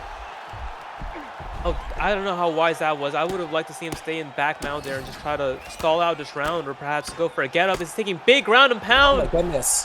Yeah, This fight could be over early. Islam is looking more like Habib here, right? This is how you fight with Habib. You get him in mount and you just beat his head in. But Cooked already has flow state, right? He can already start going for submissions. He seems content to just beat JC's head in. But if JC starts to try to move too much, he can get subbed because that checkmate might even one-tap him, Drake. Absolutely, and we could be looking at what could be a 10-8 round here. I mean, I can't recall Prates landing any strikes so far. I mean, he's gotten outstruck on the feet, and then just the numbers are just going to be incredibly biased towards K1 Cook in this round. Yeah, because right now Makhachev is just keeping this thing exactly where he wants it. He's staying in full mount. He's getting these little pepper shots, and even if he's not doing a ton of damage, Prates is doing nothing on the judges' scorecards. I mean, JC is a fantastic fighter. We're going to see, what steps and what he tries to do on round 2. But like you had mentioned, Drake, that might be a 10-8 round right there. Yeah, dominant round from K1 Cooked and Islam Makhachev, and he does need to be a little bit mindful because he put himself at a stamina disadvantage from just beating the hell out of him. But he did. The good thing about blowing that stamina is now he has a big head health lead, and we saw he was able to outstrike him early on because of that grappling threat. Let's see how this round plays out. Yeah, and as you had mentioned, sorry, go ahead, Zay. It's very interesting because Islam has hands. I mean, he can really strike on this game. And the problem JC's going to have now is that he's going to start losing exchanges. That's his big advantage, right? We have seen he's not going to be able to handle K1 Cook's top game. He has to do better damage on the feet. But if he can't do that, it's going to be a tough night Frank gets put on his back. Yeah, absolutely, man. I mean, getting taken down within a minute of any round is not what you want to do. But, you got to think maybe he's got a chance because he gets in the sprawl right here. If he's able to get things up, there's still plenty of time in this round to try and make a comeback, try and start mounting some momentum. But, at the moment, it looks like it's just continuing to be K1 Cook's show. He's just keeping this thing on the ground and just tenderizing those ribs, Drake. And Cook is, he's fighting the perfect fight right now. He's able to just hold him down, outstrike him on the feet, and if he can get another round in the bag here, that'd be 2-0 K1 Cook. But Cook is a finisher. He does like to go for finishes. He's not really much of a point fighter. But Prates, he's got full guard here. He can mitigate a lot of damage here. He needs to go for a get up and just start unloading on the feet and just going for big round strikes like uppercuts and hooks. Good denial, gonna look for a flip here. Now, this is where it gets interesting. If JC21 can, just as we said before, grapple the grappler, if you can get the wrestling going, then maybe, but he gets right back up. Let's see if this works out for him, Frank. We'll see. He's staying right on top of Makhachev. I don't know if I necessarily like that because Prates has such long limbs and such, great forward strikes like that teep. But back down. If you're right in front of him, he's just going to grab that ankle, and here we are. So yeah, right and back down. I think it's a range issue on the feet too, because he's kind of fighting at this, range where, Islam can still shoot on you. He's got to be able to stifle him a little bit more, because I do believe Prates has more power in the pocket with those uppercuts. Definitely. And it's a boxing meta for sure. Like, you want to just throw your hands, but you got to think if you're somebody like Prates, maybe get a little bit more range. But right now he's landing some good shots, Zaya. He is. And this is the other thing. If Cooked gets too focused on the takedown, JC is going to steal the round. Because Cooked just, if he gets the takedown but doesn't do anything with it, judges score damage in this game. It is all about damage. And if you don't do enough damage in each round, you can find yourself behind, but you say, oh, but I got the takedown. Yeah, but did you do anything with it? Did you do anything with it? And now he's struggling to get the takedown, Drake. Absolutely, and I think this is probably a practice round. I've seen him land a little bit more shots to the head. Oh, big! Yep. Oh, that's going to seal it. Oh, big uppercut. That's what I mentioned. He made that adjustment there. He's able to find the range, get a little bit closer to him, use those hooks, use those uppercuts. And that's exactly the shots that he's been landing on him in this round. I got to say, I appreciate JC making our job and the judge's job that much easier. You were saying, yeah, I'm pretty sure this is a JC round. Oh, let me just go ahead and get this knockdown real quick just to put that stamp on it. Okay, for sure. He was really starting to find the advantage on the striking. And like you had mentioned, Zayaf, he started to stuff those takedowns. That is a great sign for JC going forward. Might be something to worry about if you're Makhachev right now, Zayaf. Well, look, here's the thing. Cooked has to get this fight to the ground. I don't care if you think you can stand with him. I don't care if JC has lower head health. Get the fight to the ground. You have to control him now. And he's trying, but JC has better takedown defense now. He read it in the first round. Good block counter, but good denial from JC. It is anyone's fight, Drake. Yeah, JC's looking a lot sharper here with the takedown defense in this round. And he looks like he's really starting to adjust to the timing and the distance here of K1 Cook. And let's see if he can pull away, because this fight is still anyone's fight right now. It's 1-1.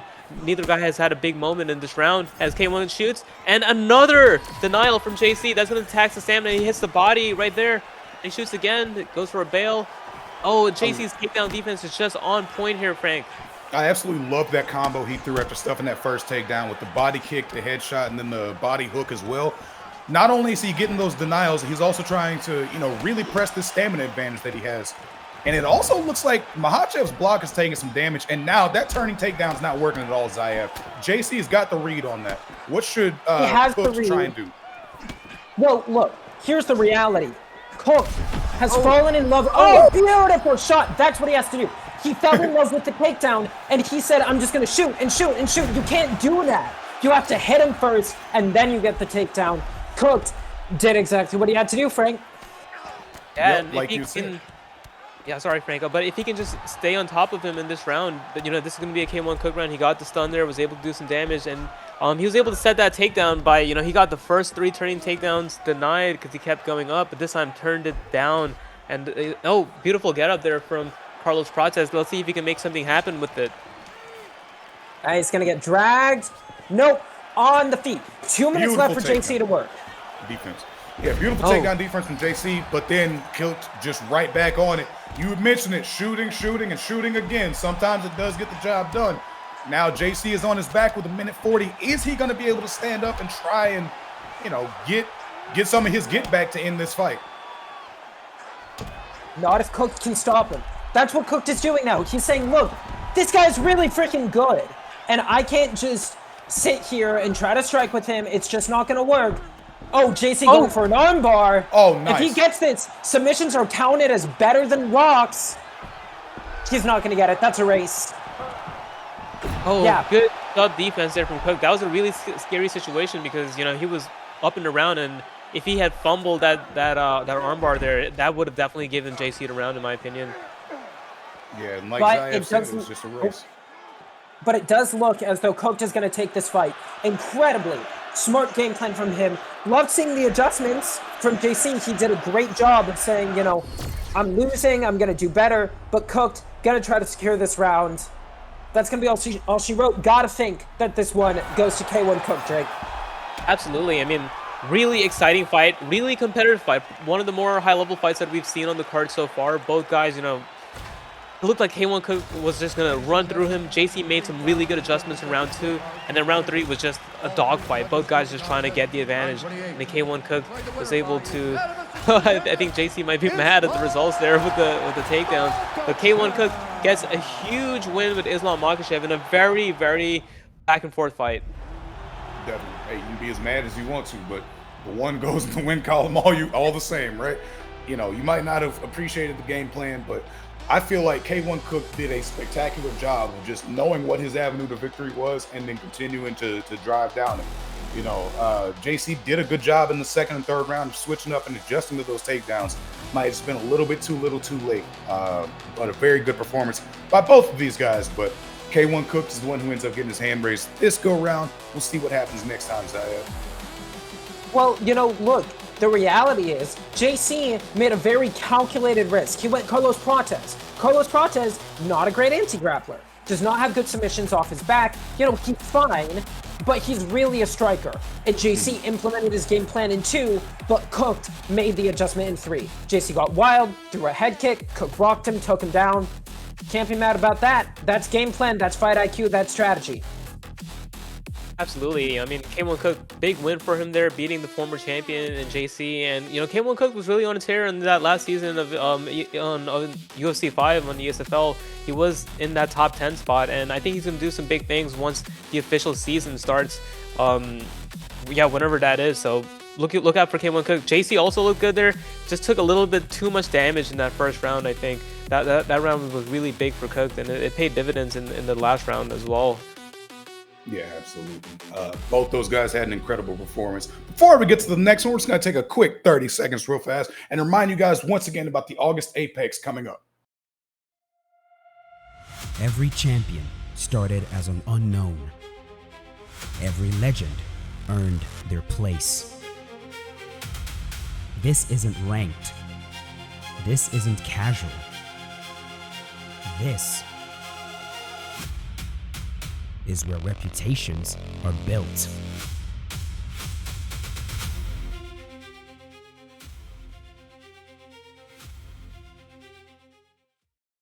That's right, folks. The UFC 6 August Apex coming up August 16th. Again, if you're interested in that, we have 5 different creator tournaments coming up. One hosted by Romero, one hosted by Crooks, one by Pryaxis, one by Goat1099, and one by Bruce Lee Rob. You will have 5 opportunities for those. And if you also, if you miss those, don't get invited, whatever, you can take your other shot by joining our Discord and joining the ESFL Q Crucible. That's going to be 7 fights. 7 fights. If you win 6 of those, you get $50 immediately. No questions asked. If you have the best record after those 7 fights, you also will get a spot in that UFC 6 August Apex. August 16th, you got a chance for $2,000.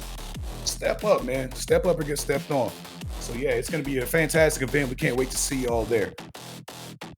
Starting our next fight, we are moving on to our 10th fight of the evening. That's right, we are almost 2/3 done. We've got Cerberus taking on Sniper Phenom. What do you got for us on these guys, IF? So, really interesting fact, this fight just happened. In the Pryaxis tournament, these two played, and Cerberus was able to get the victory. Now, that doesn't mean that Cerberus is going to win today, but it tells us Sniper is coming in here with a vengeance. He wants to get back. He wants to get that fight back, but both of these guys, really, really great grapplers and really, really interesting strikers. They're both a little unorthodox. Cerberus maybe plays a little cleaner, a little more technical. Sniper, a little more wild. Let's see which one of these guys can implement their game plan and get it done, Drake. Yeah, absolutely. I mean, Cerberus, he's on a huge win streak in the ESFL. He's won 4 in a row. And so is Sniper Phenom. He's won his last 3 fights. So this is 2 guys on big win streaks. Someone's going to have to take an L here. And, yeah, this is going to be a good matchup. Yeah, we got Makhachev versus Usman. And I find it funny, Zaya, if you said Cerberus fights more technically and Sniper's more wild. That's just kind of an interesting dichotomy of names there. But we're starting this off with a 2-piece from Cerberus and getting those hooks off in a big way to start this fight. Usman is going to try and see about a counter shot. He's just backing up right now, trying to find the timing and the range. But Cerberus gets the first takedown and lands it heavily, Drake. Yeah, big takedown there from Cerberus. Gets on top early, and Sniper Phenom in his last fight, he was the one pressing the wrestling early on. And something Cerberus likes to do to take that away is just be the first one to shoot. And he's able to put Sniper Phenom on his back. Oh, and he goes right into full mount. Cerberus has got a very nasty ground game here. Let's see what kind of work he can do. He gets denied as he goes for the posture up there. How is this looking for Sniper Phenom, Zayav? It's not looking good. And you see Cerberus already building that flow state. This is such an important mechanic in UFC 6. We saw the checkmate of Islam Makhachev can put your lights out in one submission. Cerberus already going for an armbar. Here we go with the struggle, Drake. You think he's gonna get this? Risky armbar there, but Cerberus is such a vet. Perhaps he knows something. Can he get that armbar? And Gets it. He does. He does. That was a very risky armbar there. Cerberus is a very fast-paced grappler. As you can see right there, gets an armbar within 2 minutes of the round. That was a risky one, but Cerberus, veteran grappler. He's really technical on the ground. And now Sniper Phenom is at a big disadvantage here. Oh, perhaps rushes that transition. Oh, good denial there. Good denial. That's gonna be it, Frank. Yeah, you got to think, Oh no, man. he got it. You got to think the sniper is hearing those saxophones louder and louder, right? Because it's looking like writing is on the wall right now. He's getting these huge ground and pound shots off. Goodness gracious. He survived that? I swear to you, I thought that fight was done. I thought it was over right there. Cerberus looking just dominant right now. This is going to be a 10-8 for sure. He got a big submission, massive ground and pound here. Sniper Phenom, looking a little bit lost here on the ground. And Cerberus is just showing, the level of grappler that he is. It's going to take a lot for Sniper Phenom to come back here after a big round like this. Well, and here's the other thing. We know Sniper is mostly a grappler, but even if he gets a reversal, round 2, let's say, even if he gets him on top, one thing about Cerberus, incredible ground defense. It's something he's known for. He was not able to do damage to him on the ground, and that's the difference between him and Sniper Phenom, who's taking a ton of damage, Frank. Yeah. Oh, yeah. Cerberus definitely seems to know what he's doing from the ground. Right now, he is just dominating from a top position. Excuse me. Sniper Phenom is trying his best to get away from the damage, but it seems like Cerberus is just a step ahead, and he's getting some nasty shots off with his ground and pound. Like you had mentioned several times, he's already got that full flow state meter as we're winding down round 1. With the full flow state going into round 2, you got to think maybe if he's able to get this thing to the ground, he might be able to just finish this off starting off round 2, Drake. Yeah, I mean, that was a massive round. I mean, yeah, only one significant strike from Usman, and that's definitely a 10-8 Sniper.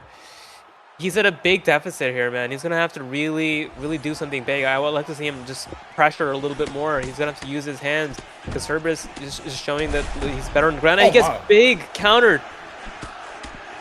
Well, and the problem with trying to pressure and use your hand, Sniper gets a good takedown there. He's at a head health disadvantage. Islam did so much damage on the ground. Now Sniper's on top, but watch this defense. Watch the defense from Cerberus. Oh, little bit of damage there from Sniper Phenom. And Sniper Phenom is just so unconventional that, Cerberus, who's normally a good ground and pound defender, just gets caught off guard here. And Sniper Phenom, this is exactly what he needs. He needs to be able to be the one that's, wrestling back. He needs to be able to be the one who's on top now, and that's exactly what he's doing. Yeah, getting some good control time here by just holding on to the back. Not able to advance into either the back flat or the choke attempt right there. Like you guys have mentioned, Cerberus is very defensively responsible on the ground.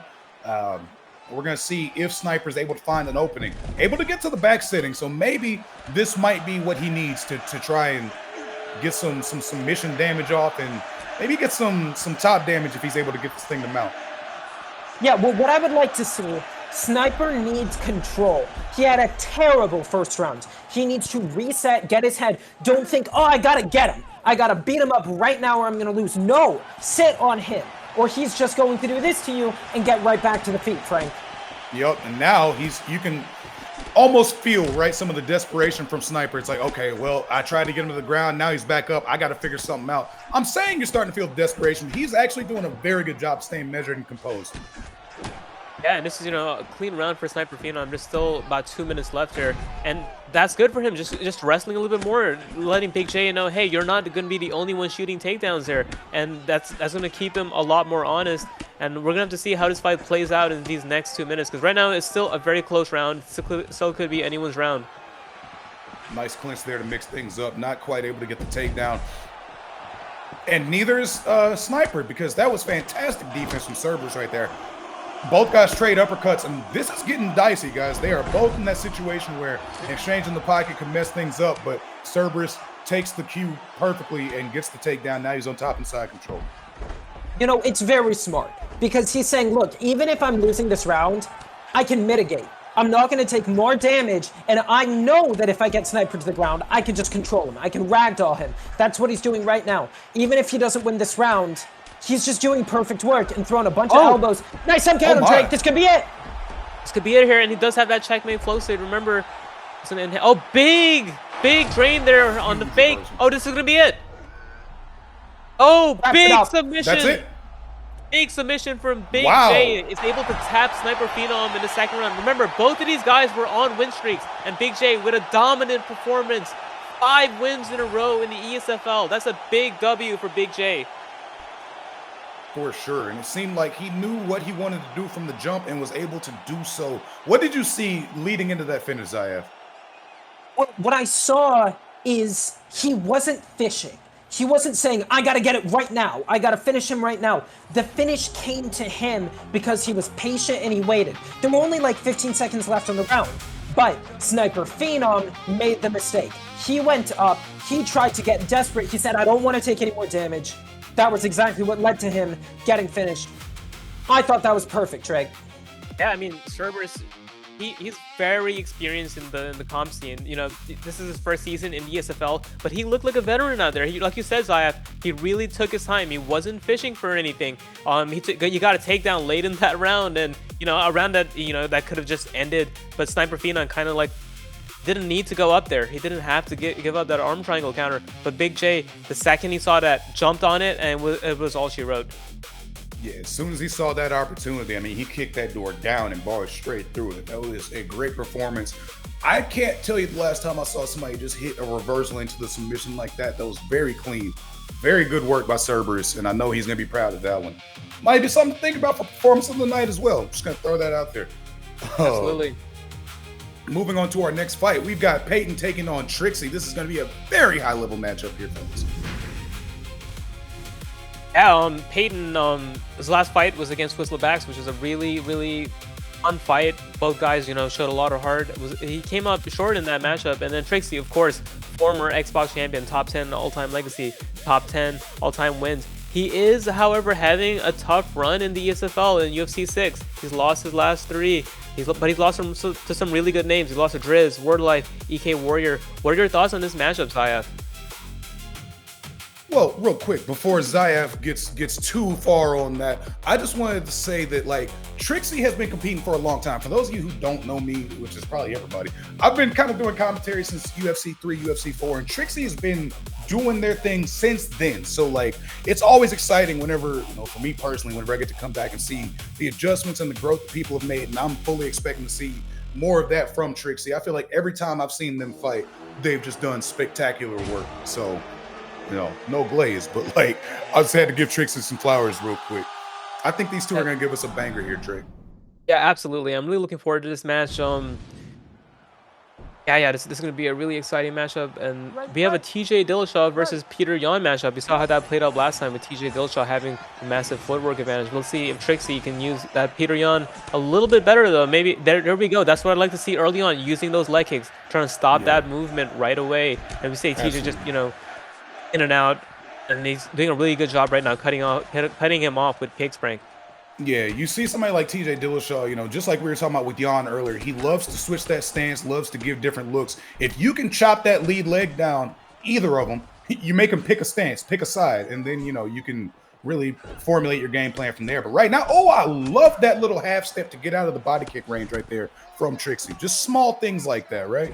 As he's able to lay in his own. Absolutely, and we see Trixie, being very efficient with Peter Yan here, just changing his timing. He's clinching him, he's kicking his legs, he's kicking the body, he's entering the pocket, he's fighting on the back foot, and Trixie's looking really complete right now as TJ Dillashaw lands a good body kick here. Oh, nice fake into the takedown, into the uppercut, and then coming back up top there. Yeah, a lot going on right there, but Peyton is doing a good job of staying composed, not getting rattled, and really landing some good counter shots. Oh, but that head kick was a little bit dicey. Nice right hook there. And the left behind it from Jan. These guys are getting to it. Sorry, I'm getting stuck on words. Peyton's able to stem the flow there with an uppercut and some body shots. Some good head movement there in the pocket right now, Drake.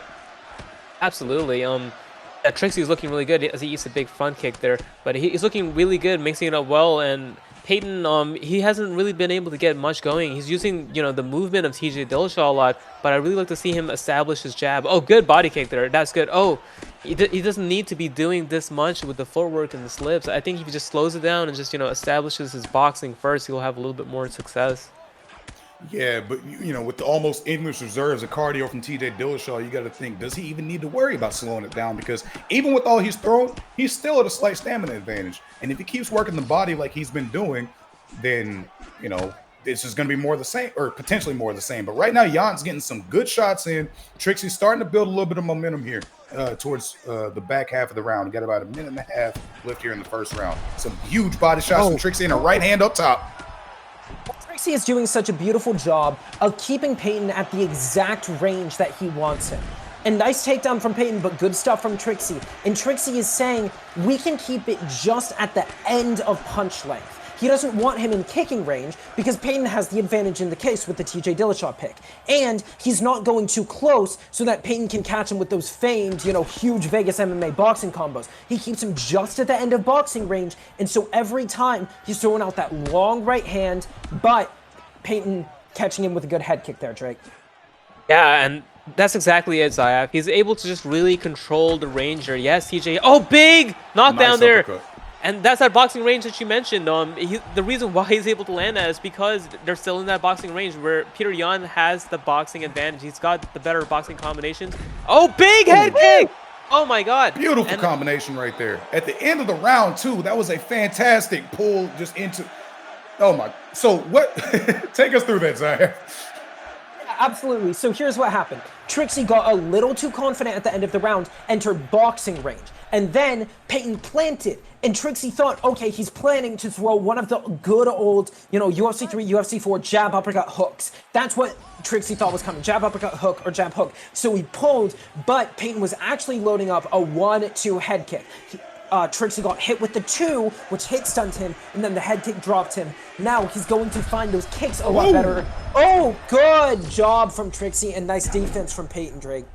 A lead uppercut's been really money for Trixie. That's the second time he stunned him with a lead uppercut here. Oh, good takedown there from Peyton. Able to stop the damage from that flow state. And you gotta, if you enter the flow state, you gotta be ready to hold that low block because a lot of people are gonna want to shoot on you to mitigate any damage there. Let's see what Peyton can do here in the round. TJ Dillashaw does have some really good wrestling and a really good top game. Yeah, right now he's trying to establish, just get some top position, get some damage off, because I think right now it's a very slight advantage, but I've got Trixie in the lead on this fight, or in this round, rather. We just got to see, will Peyton be able to get some momentum, or is Trixie really going to be able to step out and take the front foot and the advantage here in this fight? Well, what I think, Peyton actually has to slow it down. Don't think about, I got to get my get back, I got to take the momentum. Think about, I have to stop him from steamrolling me right now. Trixie gets a takedown, and this is not where you want to be. You are losing the round. You have to stop. You have to slow down. Don't be nervous and just say, hey, I'm going to play my game. I'm going to keep him at my range. He was doing super well with the kicks, but now Trixie on top, in top mount. This is not good for Peyton, Drake. Yeah, good job there from Peyton reclaiming half guard there, because that could have gotten really ugly here. And I do think, even though he got dropped at the end of that round, I think that first round was Trixie, and Trixie could be putting 2 rounds in the bank here, and he gets the top mount and raining that big elbow there. That was a really nice ground and pound sequence there. Not something you see often, the straight and then into the elbow. Good job from Peyton there, reclaiming half guard, Frank. Reclaiming half guard, but Trixie's defense is just holding up, able to get the denial, and then now into side saddle, a very dangerous position. I feel like side saddle is one of those high risk, high reward positions, right? Because you can get a lot of damage off, but if they're able to time that flick just right whenever you're throwing your shot, it's just right back to side control. How do you mitigate that risk, Zayaf?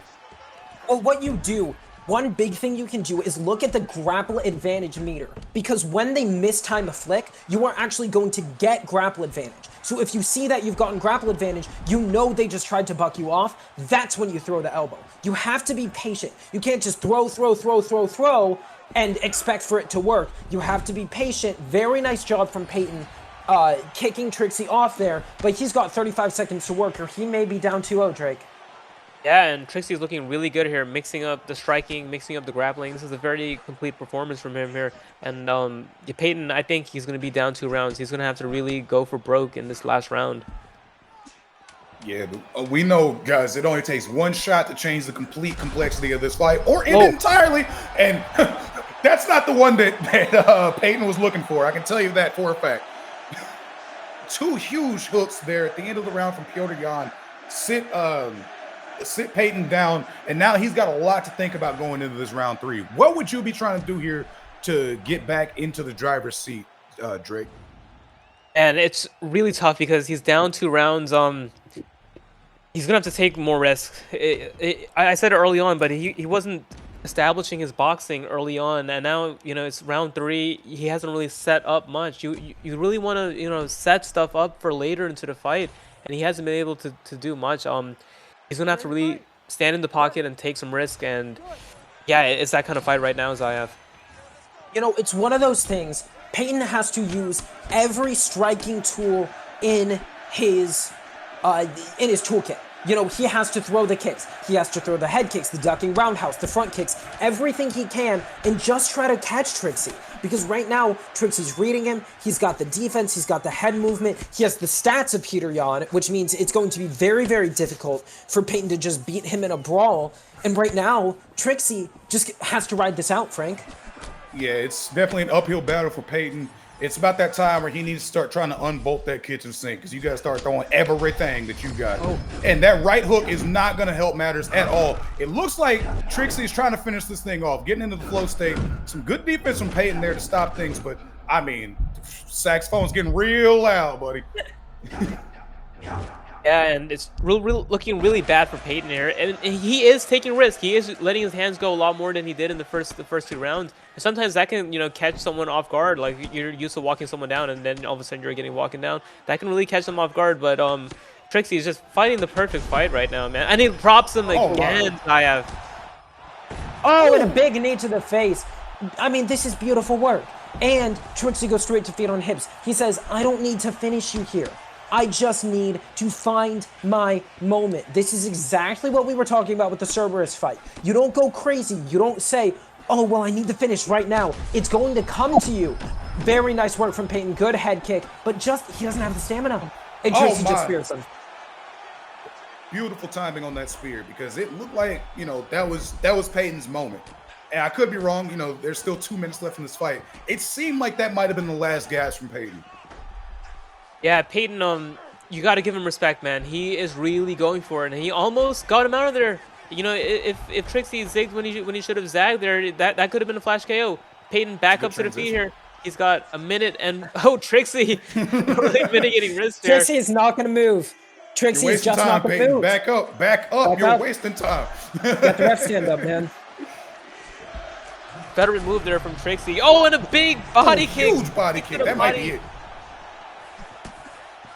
Not quite. Peyton's still in it. But look, the reality is he just needs a Hail Mary. He's got 1 minute left, and you see him. He's trying to throw head kicks, front kicks. But the more you throw that stuff, the more you open yourself up. And this is it. 100%. I mean, my goodness. That's even if he doesn't finish it here, he's in backside, just gets up. Trixie knows there's no danger. Left hook. That's reps. What a performance from Trixie. I mean, look good. He showed good wrestling, good striking. He mixed it up really well, and he gets his first win in the ESFL exhibition after a tough last 3, but was able to show why he's a veteran and why he has all of these accolades, why he's number 8 in the ESFL legacy ranking, Frank. Yeah, for sure. But I'll tell you one thing, man. Shout out to Trixie, again, singing his praises. Fantastic performance. Peyton showed he's no slouch either. Didn't get the victory this go round, but felt like a competitive fight the entire time. Even whenever Trixie was starting to get the advantage, Peyton never fully let himself get steamrolled. And, just a good performance. Not good enough this go round. Fantastic work from Trixie using Petr Yan right there, Zayev. It was great work. And, that's the thing about these veterans. Both of these guys, of course, veterans. But we saw adjustment after adjustment after adjustment. These people know how to make the reads. This is what's so exciting about this game. Who can make the adjustments to the new game, but who can bring their old skill set into the new game and give themselves that advantage that is going to give them the victory, Drake. Yeah, Tracy looked really good there. Very complete performance. Peyton, he showed a lot of heart too. He was really going for it even when he was down 2 rounds. Even when there was only 2 minutes left in the fight. He was still really trying to win that fight, trying to take risks. But with Peyton, I would have liked to see him set some stuff up early on. If he fought like how he fought in that 3rd round, in the 1st round, take a little bit more risk, get your opponent thinking a little bit more. Maybe then he'll have a little bit more success. But props to Tracy. That was a really, really good performance. Looking forward to seeing what he does next in the ESFL, Frank. Yeah, absolutely, man. Sorry, excuse me. Just a fantastic performance. So what we've got next up, we've got V-Pain, who is going to be stepping in for K1 Pro. He's going to be taking on Jazz UFC. Always interesting whenever you get a last-second replacement. You never know, because you've been planning your entire game plan for one person, and then somebody else entirely steps in. Do you think that there's what mental part does that play for both of you guys? Y'all have both been competitors, and I'm sure you've had somebody step in last minute. What's the mentality in this situation? Yeah, I mean, you got to be ready to take on all comers, right? Like a lot of these comp players, they play ranked. You don't know who your opponent is, so you got to be confident in your abilities. You got to be ready to step in on short notice and fight anybody's IF. It's one of those things. The beautiful thing about competition fighting, especially the ESFL, you know who you're fighting, you get to plan, you get to train, you get to do all these things. When it's switched up on you, all of a sudden, thrown out the window. The most important thing to do is remember, you don't just go crazy. You still have your game plan. It doesn't matter if your opponent is different. You've been preparing with your fighter. You know who you're going. You know their strengths and weaknesses. Play to your strengths. Don't just say, oh, well, this guy is so different, I'm going to throw out my whole game plan. I'm just going to do my same game plan, and if I'm better than this guy, I'm going to beat him, Frank. Yep, so you heard it here, folks. First, folks, Zayaf, like Mufasa, says, remember who you are, and everything will be fine. We've got Payne using Israel Adesanya, and then we've got Jazz UFC taking on Alex Pereira. Let's see what we get from these guys, man. Obviously, with Izzy, you're expecting to see distance fighting, single strike, high variance, head movement. And with Pereira, you're expecting to see sledgehammers thrown left and right. What are you expecting from this fight here, Drake? Well, yeah, this is an Izzy versus Alex matchup. Alex Pereira is one of the most broken picks in this game. He does so much damage. So V-Pain's with the Izzy pick is going to be really careful, try to avoid the big shots early on, and be really careful about that flow state, IF. Oh my goodness, Pereira is a monster in this game. And when I say monster, I mean monster. One shot can put you out. And what we're seeing immediately, oh my, big shots coming out, but V-Pain immediately countering. Now, with Alex Pereira, a big advantage you have is the calf kicks. And we see Jazz UFC throwing them, but V-Pain is very, very clued into those right now. He's pulling the left hook, he's countering the calf kick. Immediately, we see his plan against an Alex Pereira, Drake. Yeah, and this is, big head kick! That could be it! Oh, Alex Pereira able to recover from that big head kick.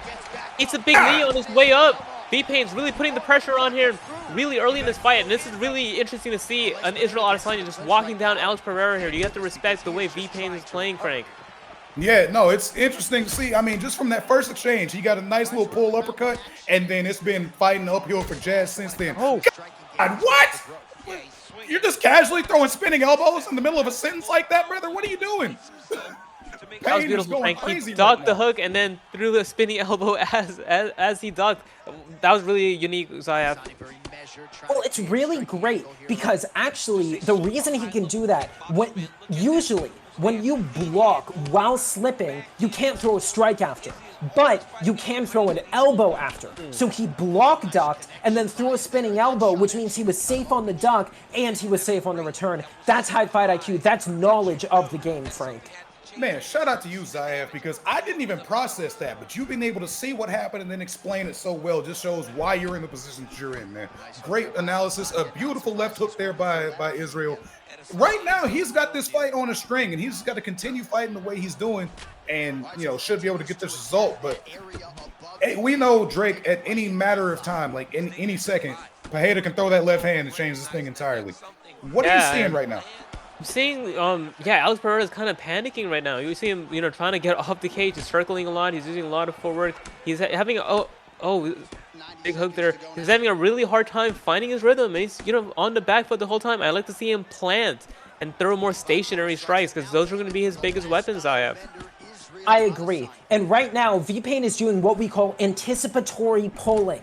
He is saying, I know Jazz UFC wants that left hook, so I'm just going to pull. Every time I'm in range, I throw and I pull, and I throw and I pull. I would like to see Jazz UFC work the body. Throw those big left hooks with the power that Alex Pereira has.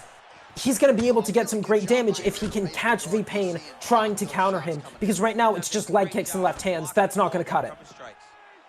No, not at all. I mean, clearly Payne has shown that he's got the recipe for that. So, like you had said, Jazz needs to start mixing things up, going to the body a little bit more. What else can he do right now, Drake?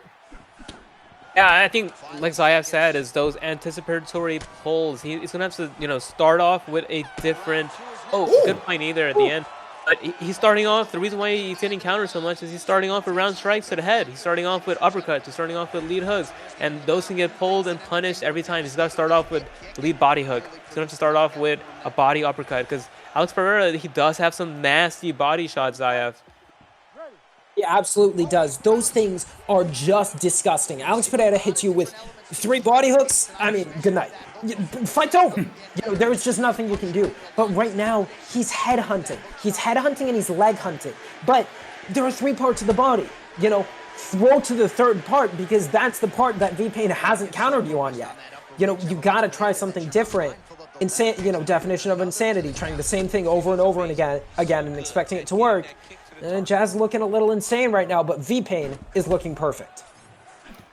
It's funny as soon as you say that he catches a 2-piece, but for the most part, like you're correct. He's looking perfect. Like, I mean, the strikes are landing at every level of the body. He's able to get out of the way of danger coming back. Even that head kick was blocked. Like, it just seems like Payne is really in a flow right now, Drake. Yeah, and Jazz UFC, he could be panicking from the short notice replacement. He was meant to fight Kyrian Crow, now he's fighting V-Pains with Israel Adesanya. That could be part of it. But right now, man, he's just moving around too much and not really setting up his strikes. He's not really hitting the body at all. He's just circling, putting his back against the cage where V-Pain has shown that he's incredibly dangerous. He lands a big uppercut, and he throws another lead uppercut there. Not looking good for Alex Pereira's IF. I mean, it's not at all. And look at this desperate lunging around the cage. V-Pain's reading that. It's why he's throwing the body hooks. Because if you lunge into a body hook, your body's cooked. I didn't even mean to rhyme, but I'm Dr. Seuss out here. Bars? I'm loving what I'm seeing from Izzy because he's doing a fantastic job, like you said, of anticipating whenever he's doing these lunges. He's throwing the body kicks. He's ducking the head kicks. It's like he's reading inputs right now. This almost seems like precognition. Just seems like whatever Jazz is throwing, Payne is hip to it and is there with a counter right now, Drake. Yeah, and what's interesting about this matchup is V-Pains is fighting like he has Alex Pereira, and Jazz is fighting like he has Israel Adesanya. He's leg kicking on the back foot, and V-Pains is just walking him down, throwing big hooks, the big pulls. And this is almost an embarrassing performance for Jazz UFC's IF. He's, looking very lost out there. The reality is, Alex Pereira is a crutch in this game. And I don't say that to diminish Jazz UFC. He's obviously a very good player. He's in the freaking ESFL. But when you start to rely on the fighter pick, if something doesn't work, you don't know what to do. We see this a lot with Alex Pereira mains and ranked. If you fight these people, it's just calf kick and left hook and then a naked head kick. And if you counter them, they just can't make the adjustment. This is what Jazz UFC needs to do. He's going to leg more, and we do see V-Pain's legs getting chopped up a little. Maybe he can use that in round 3. But, man, I agree. I think he just relied on the Alex Pereira pick too much, and now he's leg rocked from a check. And it's almost like, I feel like you can count the number of body shots that Pereira has thrown on one hand. And that's a problem. That is a problem because, I mean, right now, Izzy's styling on you. He is bending styles, as they say.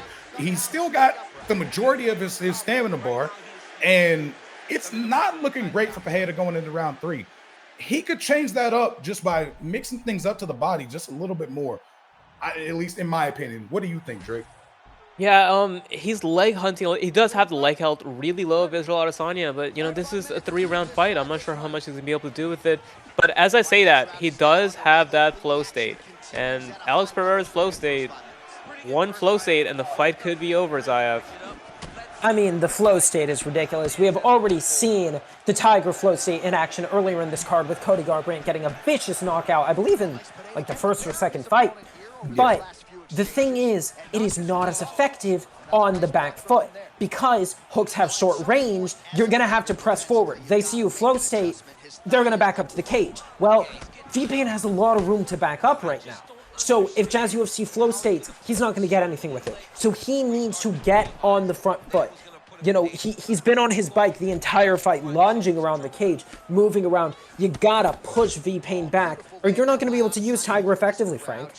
No, not at all. Because as we've been mentioned, Payne is just walking him down, plain and simple. He has not gotten any respect back. Payne doesn't feel like he's in any danger. He's just doing what he wants to the entire fight, just staying in his face and hitting him with everything. You got to figure out if you're Pajeda, what do you do, Drake? Yeah, he's gonna have to really hope for a leg rock and then activate his flow state. I think that's what the game plan is there. But in a 3-round fight where you're down 2 rounds, that's a very risky game plan. Yeah, speaking of flow state, V-Pain's just popped his own flow state there, and now this is where you would want to activate the flow states. Once you have, as I say that he puts himself on the back foot again, but like you said, Zayaf, you want to have Adesanya on the back foot, so this way you're not reaching on those round strikes. Well, and he's moving so much extraneously. Every time V-Pain pushes into the cage, lunge, slip, duck, this doesn't work. The reality is that V-Pain is being incredibly smart and conservative with his shot selection, and Jazz UFC is freaking out every time V-Pain gets near him. You have to read. You can't just anticipate. I mean, my goodness, V-Pain is doing well, but Jazz UFC is giving him no problems to think about, Frank. Is that something that comes with experience, maybe? Just like, being able to stay more comfortable in the pocket and kind of switch things up? Or is this just, honestly speaking, is this just a case of outmatching? No disrespect, of course. There's definitely an experience component to it. Obviously, the more fights you've been in, the more experience you have to pull from. Alex Pereira does have his flow state active here. Can he do anything with it? And he can as it dwindles down. But yeah, being able to make reads is definitely a combination of experience and composure too. I think Jazz started panicking too early on and he wasn't able to make those reads. And if he did, we saw him unleash a big body combination here. But it was his first body strikes in the round. It took him 3 rounds to do that. And right. It just took him a little bit too long. Oh, big spinning elbow there. Big performance from V-Pain. And on short notice, V-Pain looked really good, Zayaf. He looked great, and we've been talking a lot about Jazz UFC's mistakes, but make no mistake, V-Pain made those mistakes happen.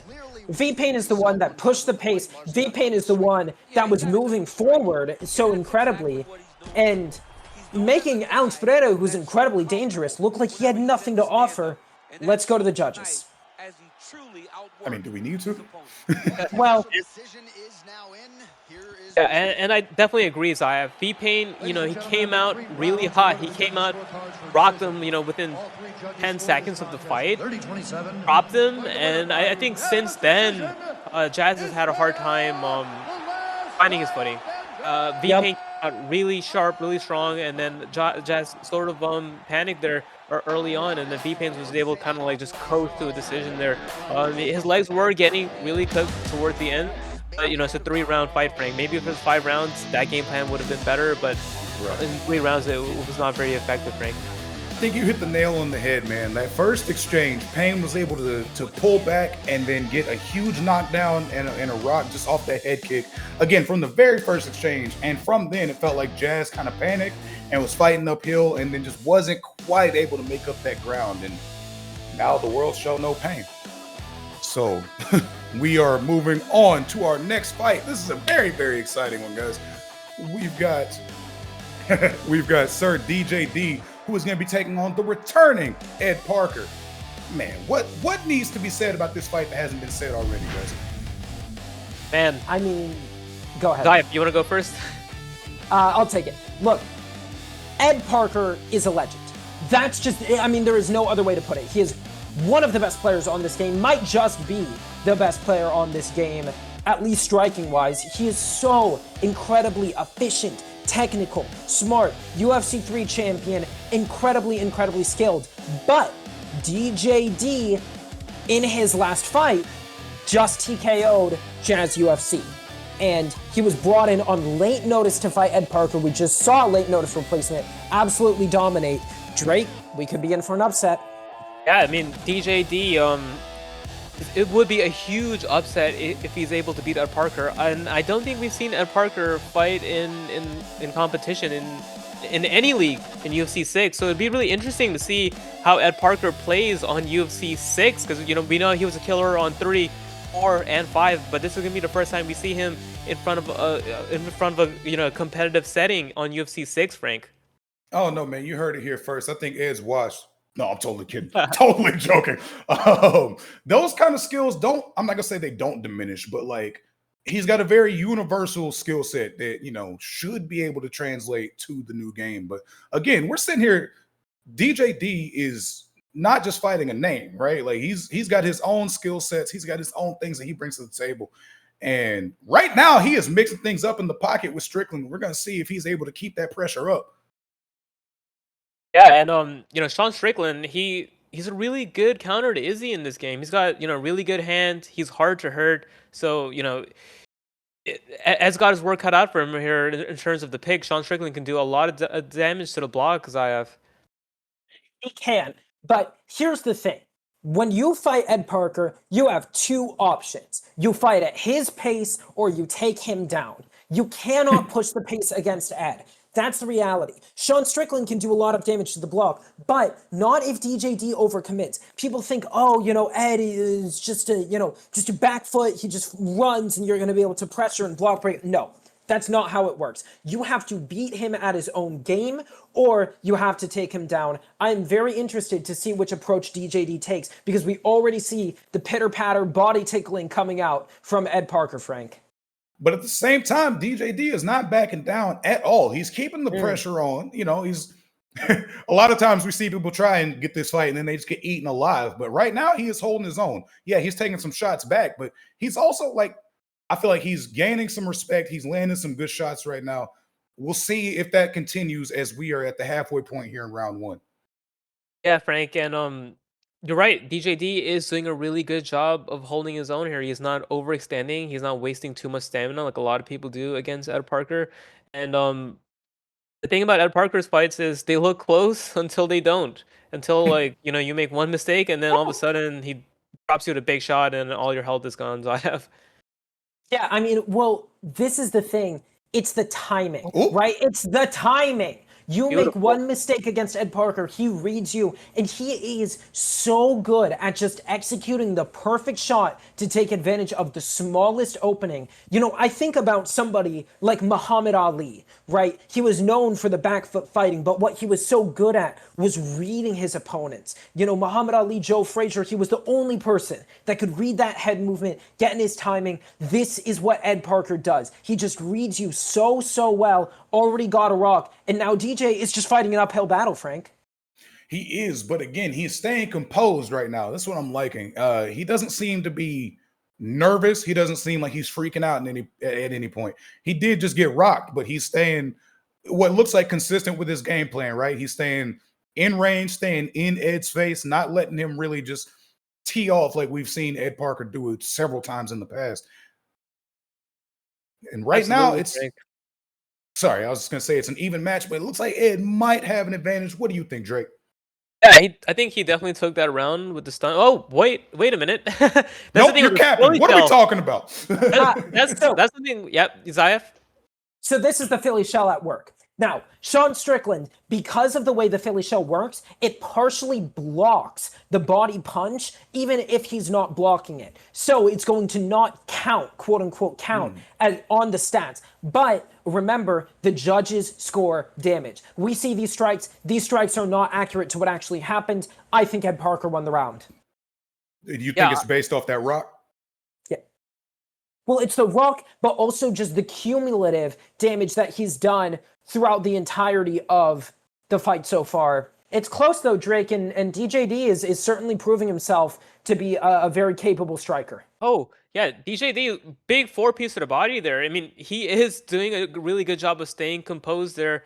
And I gotta wonder if those strike numbers got to EdParker's head and makes him think he has to do a little bit more, because he's taking some big shots here and he's getting into some exchanges that he really shouldn't, Frank. Yeah, you're seeing right now DJD is putting it on him. Not putting it on him. But, okay, yeah, he's putting it on him. He rocked him. I'm sorry, my bad. You see, he's able to stay in the pocket. And even whenever he's able to get that damage off and Ed starts to back up, he's still following up, staying on him, and he's working the body at that point. So I'm liking what I'm seeing out of DJD, mixing things up, but also staying aggressive without being reckless. Does that make sense? Absolutely, Frank. DJD, he's fighting a really good fight. He's fighting at that pace that EdParker fights at, and he's actually able to land the bigger shots right now. He's mixing into the body, mixing into the head, and Sean Strickland's block and his guard is really helpful right now too, because he's able to mitigate damage from those body shots, and he's really able to score on total strikes, Zayef. Well, he's not opening himself up too much, and I'm very interested in, how is Ed going to adjust to this? Because right now, what DJ is doing is so incredibly intelligent. He just throws a couple of shots, he lands them, and he gets out. And usually the difference is those strikes don't land on Ed. But DJ is very intelligent here in his shot selection, so he's able to find the ones that are actually landing, Frank. Yeah, definitely. Like you said, great job with the shot selection. And you see Ed is starting to try and mix things up. Instead of backing up as much, you're starting to see him take a little bit more of a lead foot. And you had mentioned taking Ed down as part of the game plan. He went for it there, but wasn't quite able to do so. And now we've got Ed on top. Is he going to be able to make some damage, make up some of that ground here? We got about a minute and a half left on the round, Drake. Yeah, Ed is not really known for the grappling, but yeah, interesting there. He perhaps was looking to get a mount, but yeah, he knows that he needs to stand up and do some damage here on the feet. But yeah, this round is definitely a DJD round. He's gonna definitely be ahead on the numbers, and he got that stun early on. So EdParker, is he going to take a risk and try to get the round back, or is he gonna say it's 1-1 and then try to fight for the third round, Zayef? I think Ed is not one to take risks that are out of line. He will throw, definitely, if he thinks he's behind, but he doesn't push when he's behind. And that is one way to beat Ed, is you just keep him behind the entire fight. DJ is trying to do that. Could be 1-1. Some people saying he might have even won that first round. Let's see what adjustments EdParker can make going into this third, Frank. Yeah, because right now DJD is fighting a very intelligent, very technical fight right now. He looks great through 2 rounds. Obviously got rocked in the first one, but he's keeping the pressure up. He's staying in Ed's face, and he's not getting outside of himself. You know what I'm saying? He's not getting too far ahead of himself, Drake. Yeah, it could be 1-1 here, 2-0 DJD, who knows? But what I do know is DJD is fighting a really good fight, and this is a lot more competitive than we thought. Oh, and he goes for a takedown. Oh, good takedown defense there from EdParker. That could have been a crucial moment in the fight, and he's able to secure that takedown defense there. But this fight is a lot more competitive than we expected, Zayef. It is a lot more competitive, and that's all props to DJD. We know EdParker is as good as ever. We see him sharp on the counter, but DJ is just mixing him up so well with Sean Strickland, using a great game plan. I am incredibly impressed. Oh, no, man. I told you Ed's washed. No, I'm kidding. But a huge uppercut there from DJ is really starting to put an exclamation mark on this thing. DJ is trying to make a statement right now, and he seems like he might just be moments away from doing so. He's landing some good shots. He's keeping the pressure on, and he's mixing things up, I think that's the 3rd takedown he's thrown. And I don't even know if he's actually trying to get the takedowns so much as just giving Ed something else to think about and another look. What do you think, Drake? Yeah, I mean, he is mixing it up a lot, hitting the body, coming up top with that uppercut, mixing in the takedowns. He's fighting a really good fight, and he's got big head kick there, but EdParker is definitely down in this round. He got dropped there with a big uppercut, and now we're seeing EdParker having to push forward and defends another takedown here, and he's got 3 minutes to work. A lot can happen in 3 minutes, but yeah, we usually don't see Ed pushing the action this much, Zayef. We don't, and it's because it is not his specialty. Ed does not play that well from behind. He plays well when he's just able to snowball, frustrate his opponents. But DJ has stayed incredibly composed. He got rocked in the first round. Ed throwing the 1-2 head kick a few times now, and DJ not ducking it. Now DJ in flow state, going to get some extra block health. Rocks EdParker. This could be it right here. Yes, Strickland's putting insane pressure on and just continuing to do what he's done the entire fight. Not getting too big, but staying consistent and mixing things up. It seems like every time he's getting into the pocket, right, he'll throw a good combination. Nice takedown right there. He'll throw a combination and just kind of, instead of, continuing it, he'll sit back, wait on the response, and then keep it up. And now he's able to just potentially sit here and salt out this last 90 seconds on route to a victory if he's able to keep this up right here.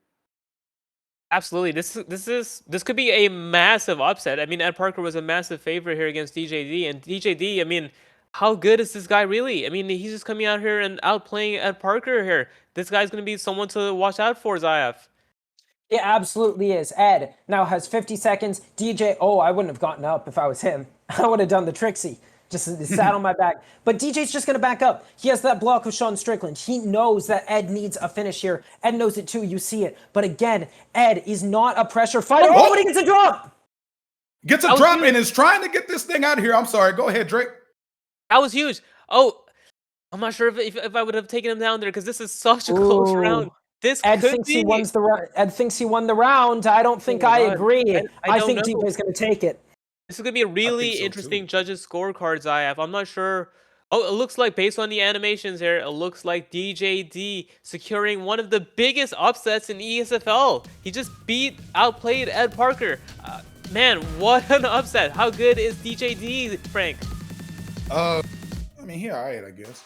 No, in all seriousness, we just saw a fantastic performance from DJD. Everybody who watches the ESFL, I assume anyway, knows the name EdParker. And now you should probably start learning the name DJD because he really showed up and showed out. That was a fantastic performance against one of the best the ESFL has seen consistently, game in, game out, season in, season out. EdParker has put on bangers and great performances, and then DJD just did one to top them all.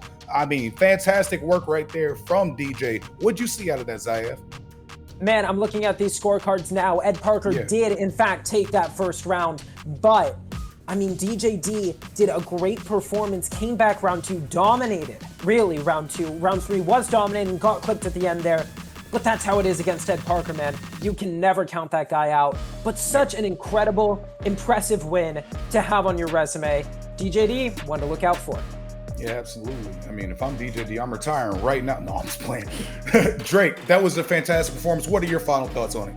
Man, to say that you beat EdParker on the ESFL, that's absolutely huge. I think a star is born in DJD there, man. He looked really good. That was a very, very good performance. He was composed.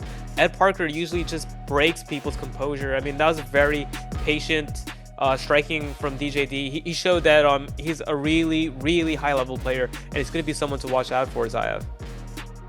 I mean, he really is, and just so impressive that, first of all, he takes EdParker down on the feet. One that I said before the fight might be the best striker in the world on this game. And then, also, he showed he's willing to grapple. And he might not have gotten Ed down that much. Ed's kind of impossible to take down. But if he has grappling, if he's that confident, he might be so complete and he hasn't even shown it yet. This guy could be fighting for the belt soon because he is an MMA fighter. Definitely. Did a great job of mixing the martial arts right there for sure. We've got 3 more fights. And before we get into our co-main event of the evening, sit back real quick and just watch one of these reminders about the UFC August Apex. Every champion started as an unknown. Every legend earned their place. This isn't ranked. This isn't casual. This is where reputations are built.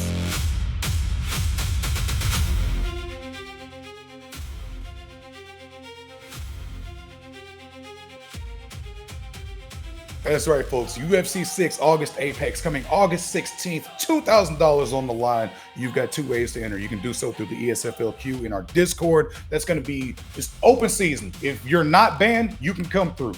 You're going to have 7 fights. Win 6 of them, you get $50 immediately. You win 7, or I'm sorry, you have the best record amongst those fighters, then you'll be able to get a qualification spot, or you can join one of our 5 content creator tournaments. We're going to have 5 of them. They are going to be starting on August 2nd. Romero and Priatis are both going to be holding an event that day. We're going to have GOAT 1099 hosting a tournament on August 7th. And then we're going to have Crooks hosting one on August 9th. There will be a 5th tournament hosted by Bruce Lee Robb at a later date to be announced. So make sure you're keeping an eye on all of our socials, all of our Discords, so you can be in the loop and really get information and get your chance to win that $2,000. But before that, we've got 3 more fights right now. We're going to go into Versatile versus Willie Genius. What do you got for us on these fighters, Zayef? My goodness, these 2 are fantastic. First of all, they are both real strikers. You know, Willie Genius, ESFL live, Vegas veteran, ended K1 Crow's unbeaten ESFL run. This guy is number 409 on the legacy rankings, fighting Versatile, who's 159, yet he is the favorite, right? And that just tells you how good this guy is, because Versatile, also a very, very good player. He's on the ESFL staff. We love him over here. He has beaten the likes of Wordlife, who is our main event today. So that just tells you the level of competition that we're playing at. And Willie Genius is hovering over King Green. I would love to see this pick, Drake. Yeah, you know, Willie Genius has been using King Green a lot in competition lately. He got a big win last week over Kyrian Crow using King Green. And Willie Genius has been loving Bobby Green, so I'm looking forward to seeing how that goes against a very dangerous Ilya Taporia. And Versatile, you know, he's going to make a lot out of this Taporia pick, because Versatile, he just walks you down and throws. He just unleashes big combinations, which could be really dangerous for the chin of Bobby Green, Frank. It could be. You know, King Green fights that hands down style. He's going to, oh my goodness! Those long crosses are doing a lot of damage to Taporia, and it does not look like he's a big fan of those. King Green has got thumpers on this game, man. Goodness gracious. Well, he is so good on this game. First of all, it is the just long animation, but also he has 93 punch power, so he can really hit you. You know, King Green is a fantastic pick on this game, but Ilya Taporia might be the best fighter in lightweight. So let's see which one of these 2 can implement their game plan better, Drake.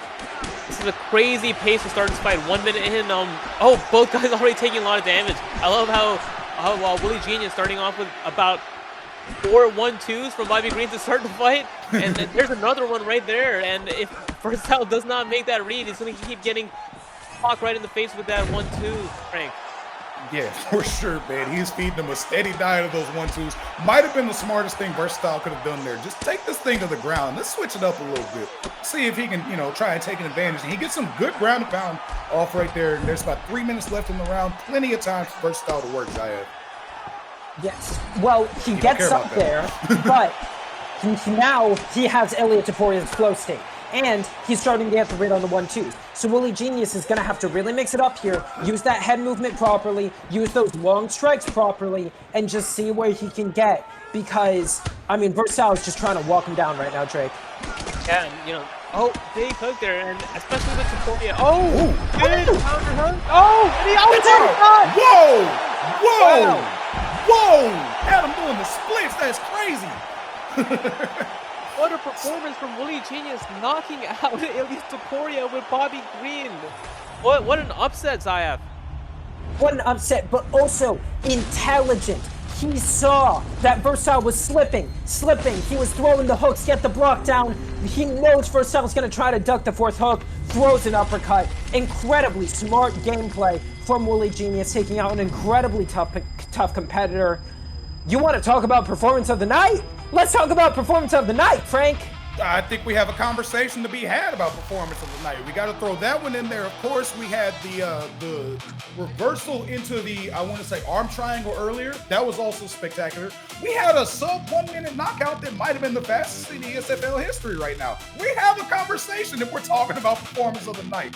But right now, we're talking about King Green and Willie Genius. The way he was able to just come in there from the jump and just really make use of those long animations. That 1-2 was spectacular. And real quick before I hand it off to you, Drake, one of you had mentioned something about Taporia finding that the rhythm, starting to figure out the timing on those 1-2s. One thing I had seen was Willie Genius was starting to throw the 1 and then threw the 3 behind it before he threw the 2. That was something he was already starting to preemptively figure out what his opponent was trying to give him, and that's what ended up leading to that finish. Drake, what'd you see there? Yeah, absolutely. I mean, if they're not going to react to it, keep doing it, right? He threw about I don't know, something crazy, probably 3 or 4 1-2s in a row to start the fight, and Versatile wasn't moving his head at all. So just if he's not going to do anything about it, keep throwing it. But that was an incredibly impressive performance to knock out someone as good as Versatile, who has Ilya Taporia with Bobby Green at that pace in the first round. Yeah, I mean, we might be looking at a performance of the night there. Willie Genius just looked really, really sharp, and Willie Genius is someone who's known for being a grappler on UFC 5, and he just showed us that he has hands, Zayaf. I mean, he really does, because the thing is, you use King Green, you're expecting somebody, be on the back foot, throw out the long strikes that he has, and he said, let's throw down. Ilya Taporia? I don't care about Ilya Taporia, let's throw down. He did exactly that. He got hurt, he got put in the fire. He stayed calm, calculated, through intelligent shots, got him out of there, Frank.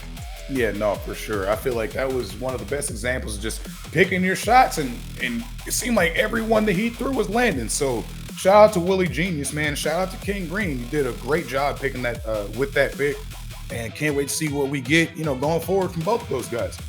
Here we go. We're going into our co-main event of the evening. We've got PapaDoc versus MellowCoffee. I'm excited about this one, guys. How about y'all?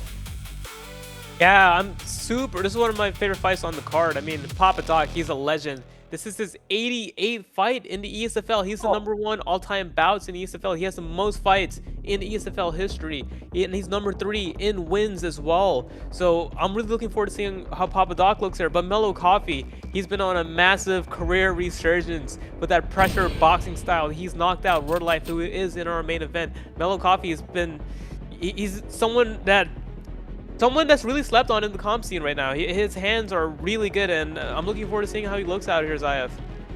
I'm thrilled. One thing about PapaDoc, he is in the Phoenix camp. That is the camp. It's him, Romero 17, and Swiss Labax. If you want some killers to help you get prepared for a fight, this is exactly what you're looking for. I am so excited to see how he has adapted to this new game, and whether or not he can go against a very, very smart and interesting striker like MellowCoffee. And what do you make of this fighter matchup, Frank? I love the Pantoja pick from PapaDoc, because that's a guy who can do everything using a guy who can do everything. And so I'm very interested to see, which style is he going to take? Is he going to try and keep this thing on the feet, or is he going to try and maybe make something happen on the ground against this Moreno, who is doing incredible work with these uppercuts to start things off here, Drake? Yeah, MellowCoffee, he likes to just use his hands to go forward early. PapaDoc, he has Pantoja, so I wonder. Oh, as I was going to say that, I wonder if he's going to use the grappling. And as I say that, he goes right for over/under. And just to put him on the cage, so unleash some big hooks. Good pivot lunge here for MellowCoffee to get out of the way. Sayab. And one thing about this fight, because we are in the co-main event, we have 5 rounds to work. Both of these fighters are fighting like it's a 2-round fight, not like it's a 5-round fight, but that is the pace of flyweight. And let's see which one of them, if they don't get it finished early, can maintain their gas tank going into these later rounds. Yeah, it's always a tough, a tough balance to strike, because they are not getting paid by the hour. But at the same time, it is a 25-minute fight, like you had said. It is a 5-round fight. You can't just go in there and blow the entire gas tank in the first 30 seconds. You will feel it, and then your opponent's going to be able to tenderize you. But we're going to see which of these guys is able to find the balance between pressure and just doing too much. But right now, some great body shots from both sides to really try and get that stamina advantage here, Trey. Yeah, some good exchanges from both guys here. I think. Oh, I was gonna say MellowCoffee landed the better shots, but then as soon as I say that, that's when PapaDoc decides to shoot, and I do think, that's where he's gonna have more success is going down the grappling route, because I think Mellow's looking a little bit sharper here on the feet, but it's still too early to say. Good reversal there from MellowCoffee. He's able to put him that over/under and landing some good knees there, Zaya. Doc, his only shot right now is going for the over-under clinch and bailing to back clinch, but MellowCoffee is just defending that very well. Doc needs another avenue, and I think he needs to go back to what we've been saying this entire card. Best takedown is a right hand. Hit him hard, get a rock, and then spear him. You gotta set up those takedowns. You can't just bail into the over-under, Frank. Yeah, it's just... It's a strategy that not many people think of. Have you thought about just hitting your opponent really hard? Just a guess, just an idea. No, but in all seriousness, man, PapaDoc is doing a good job of mixing things up, but it seems like MellowCoffee is just a step ahead in the striking as a huge right hook lands from PapaDoc. Yeah, that was big from PapaDoc, and MellowCoffee, he's got a good stamina lead here. That's going to assist him if this fight does go to the ground, and that's probably the 4th over-under as Mellow just shucks him off there. Good. Nice. That was big there from... and MellowCoffee responds there with a big combination. But that's what PapaDoc needs to do. He needs to use the wrestling to set up the striking and strike on the break there, because MellowCoffee didn't expect that big 4-piece coming back his way, Zaya.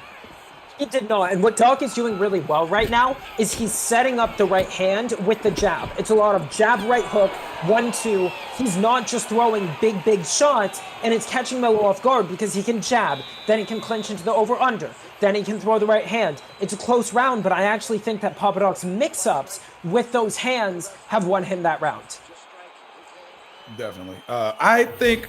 I'll be honest. I think that PapaDoc might have lost that round, but is in a good position going forward because, like you had said, he's starting to make the reads. I just feel like MellowCoffee was able to do a little bit more in that round. What do you think, Drake?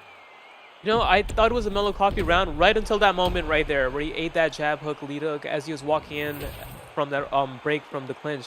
It was a very close round right up until that moment, which I would probably edge it to PapaDoc. However, MellowCoffee, he's got a decent stamina lead here heading into this next round, and these guys are fighting at a very fun pace, and I'm looking forward to seeing what kind of adjustments either one of these guys makes. I am too, and what I'm really interested to see. This fight is gonna get to the ground at some point. It just is. Doc is shooting enough that unless someone gets KO'd, oh my goodness, big hands there.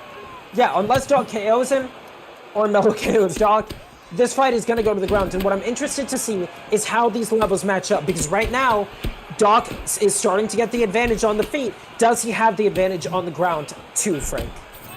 Well, we might not even find out because, like you had said, every time that Doc is trying to get the takedown, in orthodox ways, MellowCoffee is able to defend it, able to stop that and keep the fight on the feet. Now that Doc is starting to get an advantage on the feet, will he, whenever that first knockdown comes or whatever the case may be, who is going to really take that step forward in the grappling? That's going to be a very interesting dynamic to this fight if we get there, Drake. Yeah, we haven't really seen Mellow. Big puncher. We haven't seen Mellow really engage in any grappling exchanges. He hasn't really looked for a takedown or even, big combination there, or a takedown fake. And I think that's why nice. Nice 3-piece. Yeah, and into the flow state. Here. Which flow state does he have, Zaya? So, Finn, Pantoja's flow state is last stand, which is a health flow state. So, I believe a stamina flow state actually. It means his stamina is going to recover faster. And so we see there he has full stamina. Brandon Moreno now also in his flow state, and Moreno has Phoenix, which is with recovery as well. So both of these men more about health and stamina than they are anything else. And right now, Doc, 2 minutes to work on the ground. What do you think he can do to secure this one, Drake? Yeah, Doc is fighting a really good fight, and I think the reason why he's having so much more success on the feet now is because of all those takedown threats, because of those over-unders, because of those takedown fakes. It's allowing him to catch Mellow when Mellow is not expecting him to extend the combinations. He's too worried about the takedowns, and that's why Doc is having a lot of success on the feet now, Frank. Yeah, and we had talked about what's this fight going to look like when it goes to the ground, but as we've seen before, PapaDoc is a phenomenal grappler, and right now he's just kind of imposing his will. I mean, you got to think he's extremely content to just chill here for the last minute of the round, right, guys? He is, and I do have to correct myself. Last Stand, which is Pantoja's flow state, is actually a submission defense flow state. So not sure why he popped that. Maybe he got confused just like I did. But right now, Doc is just building that back up, and he is winning the second round. I think it's going to be 2-0 in the bag for him. MellowCoffee's got to make some adjustments. Absolutely, and he does have the stamina. He does. Oh, big ground and pound there. That was huge. He does have the stamina. He does have enough health to come back into this fight. But he's gonna have to make some adjustments. He's gonna have to, you know, PapaDoc is overextending a little bit here. He is, you know, going to that 3-piece and 4-piece a little bit too often. And if MellowCoffee can make that adjustment and make that read, it could be problems for PapaDoc. But PapaDoc is fighting a really good fight right now, mixing in the takedowns, mixing in the wrestling, and then that's, as you see, their big 3-piece there, Frank. Yeah, no, for sure. He's starting to extend the combinations, and at the moment, he hasn't had a reason not to. You know, he's been able to just really take a slight advantage on the feet, and then once that fight got to the ground, it seemed like more of the same. So if I'm PapaDoc, I would try and take this fight down to the ground, maybe even sooner in this round. What do you think, Zayef? You know, I think, honestly, Doc needs to let Mellow just force the action. Because Mellow's behind, Doc should sit and see what he wants to do. Because if they're just playing this game that they've already been playing, Doc's gonna win. Doc is winning. So just allow Mellow to come to you, see what he wants to do, and let him get, you know, a little desperate. But Mellow landing a good shot there, Doc gets it to the ground, just like you said. And he did exactly what you were saying, just kind of sitting back, seeing what he wanted to do, and then he found his opportunity, and now he's in full mount here, Drake, trying to end this fight. Oh, this could be it! Hey, ground and pound there. Yeah, PapaDoc now just, you know, he had a slow start, but he took his time. He made the reads, and then it seems like he has MellowCoffee's timing now, because MellowCoffee hasn't been able to get much going since the first round. And I think that's PapaDoc just taking his time, adjusting to the timing of MellowCoffee, making the read, saying what he wants to do, and then able to just kind of like, you know, enforce his will now, Zayef. You know, this is one thing about PapaDoc. He is more than willing to be a blanket. He will sit on you if he has to. And right now, I think he thinks he has to. You know, it is close enough in the stand-up that MellowCoffee is still in the fight. So why allow him to be in the fight at all? You know, why let him have the chance when you could just be on top? Doc knows how good of a grappler he is, and he knows that Mellow hasn't been able to get up. I really like this game plan from him, Drake. Yeah, and he's really having his way with him on the ground here. He's able to just, you know, maintain that top position, also getting some good damage while he's at it. But yeah, MellowCoffee's weakness here is the grappling. He's got Moreno, who's got some good wrestling, but he hasn't really initiated any grappling himself. And I think that's one of the biggest differences in this fight, was that just the takedown threat has really stifled MellowCoffee's striking and opened up the striking of PapaDoc, Frank. Yeah, for sure. And right now, Zayef, you had touched on this. I think this is a great exercise just in risk aversion and risk management from PapaDoc. You know, like you had said, the fight is still close enough on the feet that it could be anybody's fight. You don't know how this thing's going to go. PapaDoc does a good job there to get this fight to the ground, get some damage, and then MellowCoffee does a good job now to get on top and try and even that up a little bit. Because as we can see from the health bars, PapaDoc was able to get some good damage off specifically to the head in these exchanges. And now MellowCoffee's trying to make up some of that ground. Will he be able to do so, or will PapaDoc just be able to get this thing back to a dominant position or back to the feet as he goes for the cage transition but doesn't quite get it, Drake? Yeah, I mean, I would really like to see Mellow just stand up here and let his hands go. I think the round is already lost here. There's not going to be much he can do here, especially in this sprawl position. He's not going to get too much damage. And now he could find himself likely down 3 rounds with, I guess, full mount. Yeah, like I mentioned, he's not going to be able to do much here with only 5 seconds left in the round. Just kind of like just showing him, hey, I can wrestle too, but a little bit too late. Yeah, he's going to be down 2 rounds, and he's going to have to look for a finisher. I mean, maybe if one of the judges were generous, they give him that first round, but it's likely down 3-0, Zayef. It's very possible. And the more important thing is, even if it's 2-1, it's not like Doc is struggling to win rounds, right? It's not like he's like, oh, well, I got a round, so I'm just going to win the last 2. No, you're not. You just lost the last 2. You have to make an adjustment. You have to change something up. I think MellowCoffee has to get more aggressive here. Start working the body, start throwing combinations, and just defend those takedowns for your life. And that's exactly what Doc's going to go for. And he's striking off the break there, which is really smart. That's where he's had his most success in his fight, wrestling, and then striking off of the break. Let's see if he does that here. Yeah, as you can see, he's been going to that over and over again, and that's what's been really causing issues for MellowCoffee, Frank. Yeah, what I'm really liking from PapaDoc is that he's standing his ground, like literally. He's just in the middle of the octagon. I'm gonna let you come to me, I'm gonna counter, and then whenever you're backing up, I'm either just gonna keep standing here, or I'm gonna walk you down. And then is able to set that up into a beautiful double leg blast takedown. That was gorgeous. It was. And now he's got 4 minutes to work. I mean, PapaDoc with 4 minutes of top control. Good luck, pal. Sorry, Drake, go ahead. Yeah, PapaDoc, you know, he's just a blanket here, like you mentioned, the Mellow. Good full guard there. He doesn't mind just, you know, laying and then just frustrating MellowCoffee, because MellowCoffee is kind of like rushing some of these transitions here, and PapaDoc's just really frustrating him, Zaya. He is, but PapaDoc gets up, and I don't know if that was the smartest idea. Doc just thinks he can beat him on the feet at this point. I would say that's a little disrespectful, Frank. Are you going to take that? I wouldn't, but like I'm not good at this game, so I couldn't do anything about it. But goes for another takedown there. MellowCoffee is able to get back to the feet, and now he's trying to do what I can and make him pay for just this perceived disrespect. Because like I was just saying, it's risk management, right? If I'm on top, I ain't got to worry about nothing. PapaDoc saying even with him standing up, I ain't got to worry about nothing. Do you agree with that, Drake? Yeah, I mean, that was a good combination there that forced PapaDoc to shoot. But because of the work that he did with the ground on the ground, he does have a big head health advantage, and that's why he's able to feel so confident on the stand-up now, Zaya.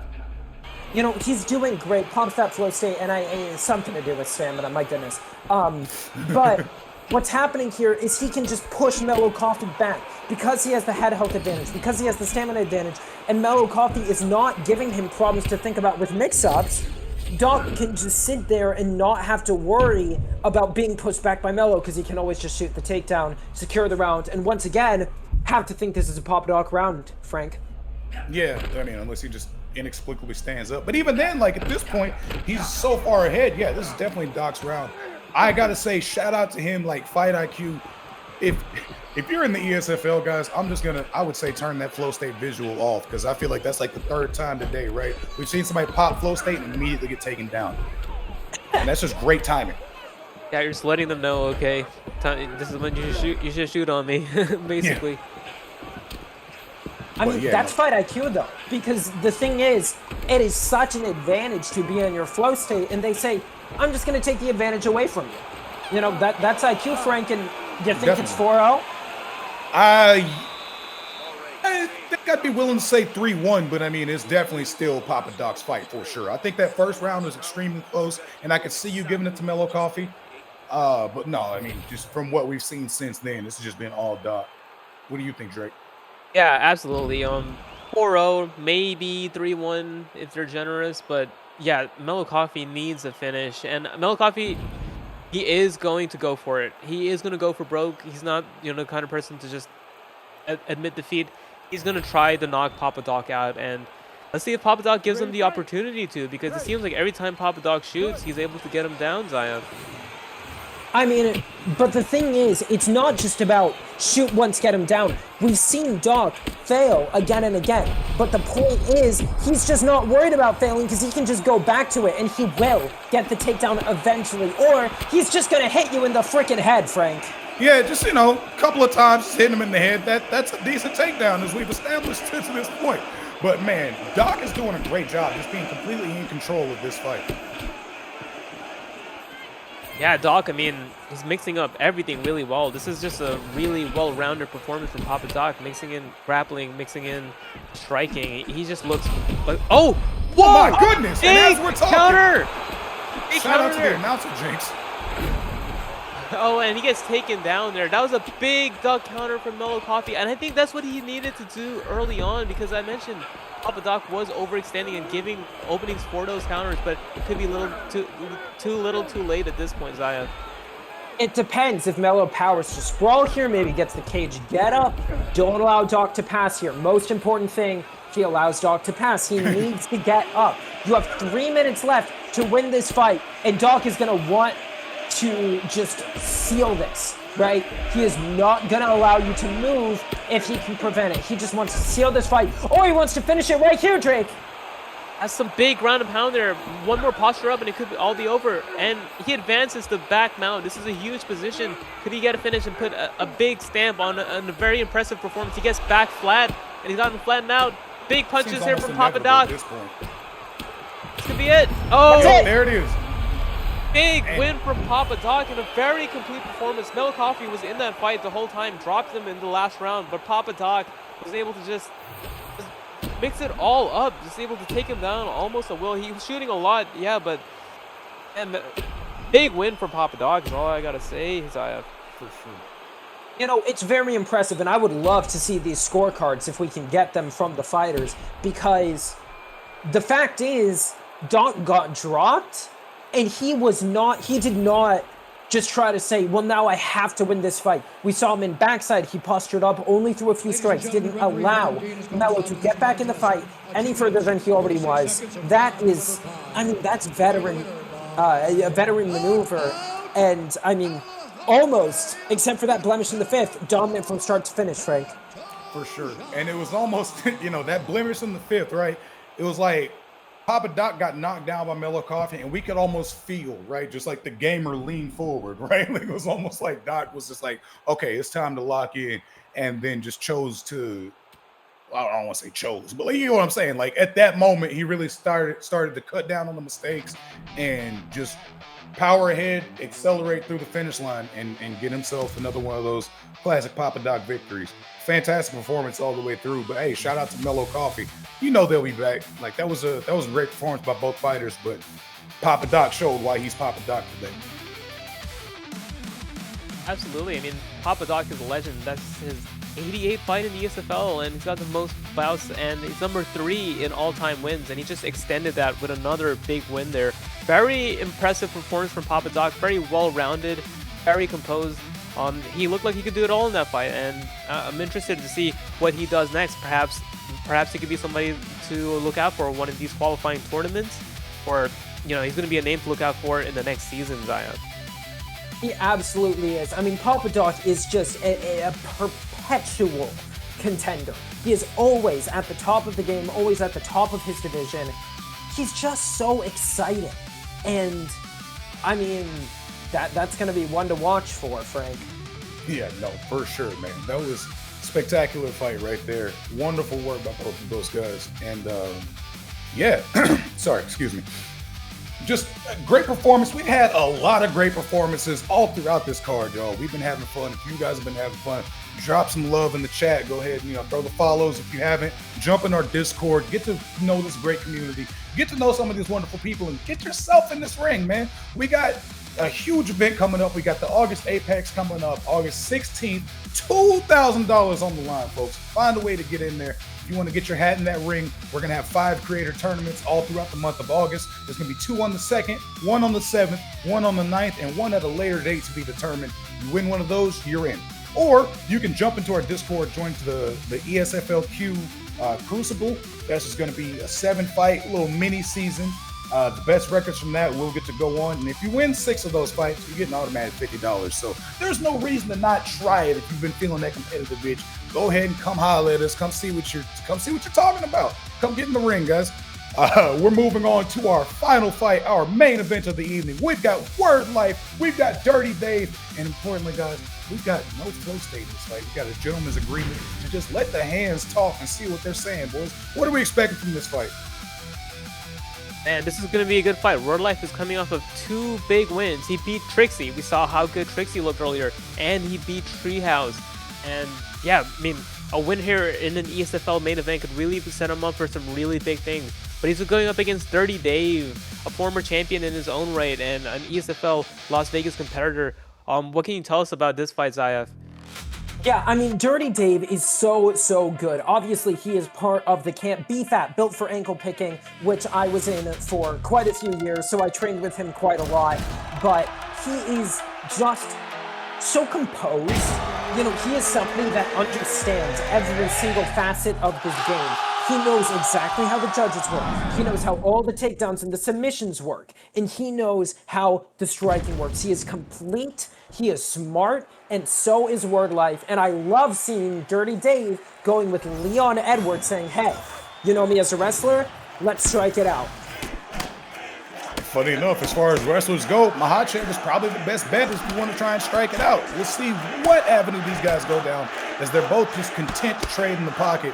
Both landing some nice straights to start things off as a good right hook lands from Leon. What are you expecting from this fight here early on, Drake? So one thing that we have to mention is that both of these guys agreed to no flow state use in this fight. So, you know, that's a little bit refreshing. These flow states can be very overpowered. So it's just going to come down to, you know, which one is the better player. I'm a little bit surprised, you know, Zayev is, I mean, Wordlife is very, it's very pressure heavy with Islam Makhachev, especially with that jab. He's really trying to put that jab on him as he gets slipped right there. Oh, good lead head kick and into an ankle pick. Beautiful Gorgeous. Single leg from Wordlife, Zayev.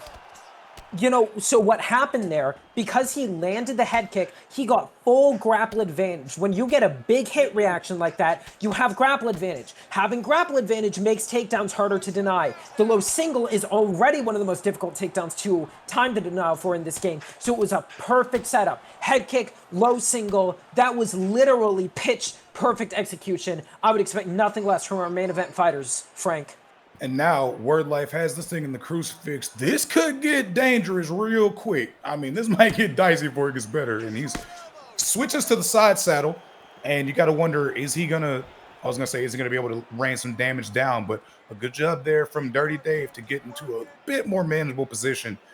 I say a bit because, I mean, you definitely don't want Makhachev on your back being able to just rain down ground and pound like this. Wordlife is doing a really good job. Oh, really unique getup there from DirrtyDave. That's one of the newer getups in UFC 6. We're able to use that cage to stand back up. Good denial there. And we are back to the feet here. And Wordlife is looking really sharp early on. Nice low kick there. Those leg kicks could really pay dividends because this is a 5-round fight. So, oh, good leg kick of his own. So we're going to see what kind of investments these guys make as this fight goes down the line, Zayev. Yeah, and the thing about Islam Makhachev, we've talked about him, we've seen him a couple times in this card. He really can strike. If you think, oh, I'm Leon Edwards, I'm just going to walk through him, you're not. You are not going to walk through Islam Makhachev. First of all, he has these really interesting animations you're seeing with his punches. They don't quite look like the other punches, but he also has 94 punch power compared to Leon Edwards' 92. He's the more powerful striker on the feet. They get in a boxing match, Wordlife's going to win just statistically alone. Yeah, but right now, DirrtyDave is doing a good job. Oh, tried to get the ankle pick back and does so. I was going to say DirrtyDave is doing a good job of picking his shots while they're on the feet because he's done a bit more damage. Now he's going to try and really press that advantage with 15 seconds left here on the ground. Yeah, and really, you know, good moral victory there to get that ankle pick back because that was really beautiful for Wordlife. And that was a really close round. I think I would edge it to Islam Makhachev and Wordlife.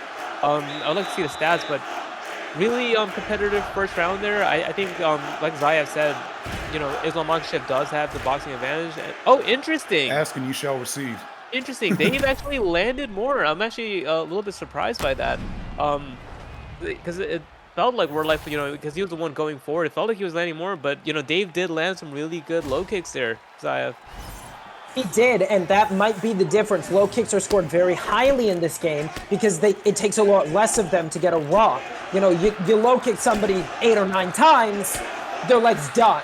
Whereas if you jab them 8 or 9 times, they're just going to walk through that. So DirrtyDave using a very, very intelligent strategy, and no matter who won that first round, it's still anybody's fight, Frank. Definitely. I mean, no matter who won that first round, we still got 4 more potentially.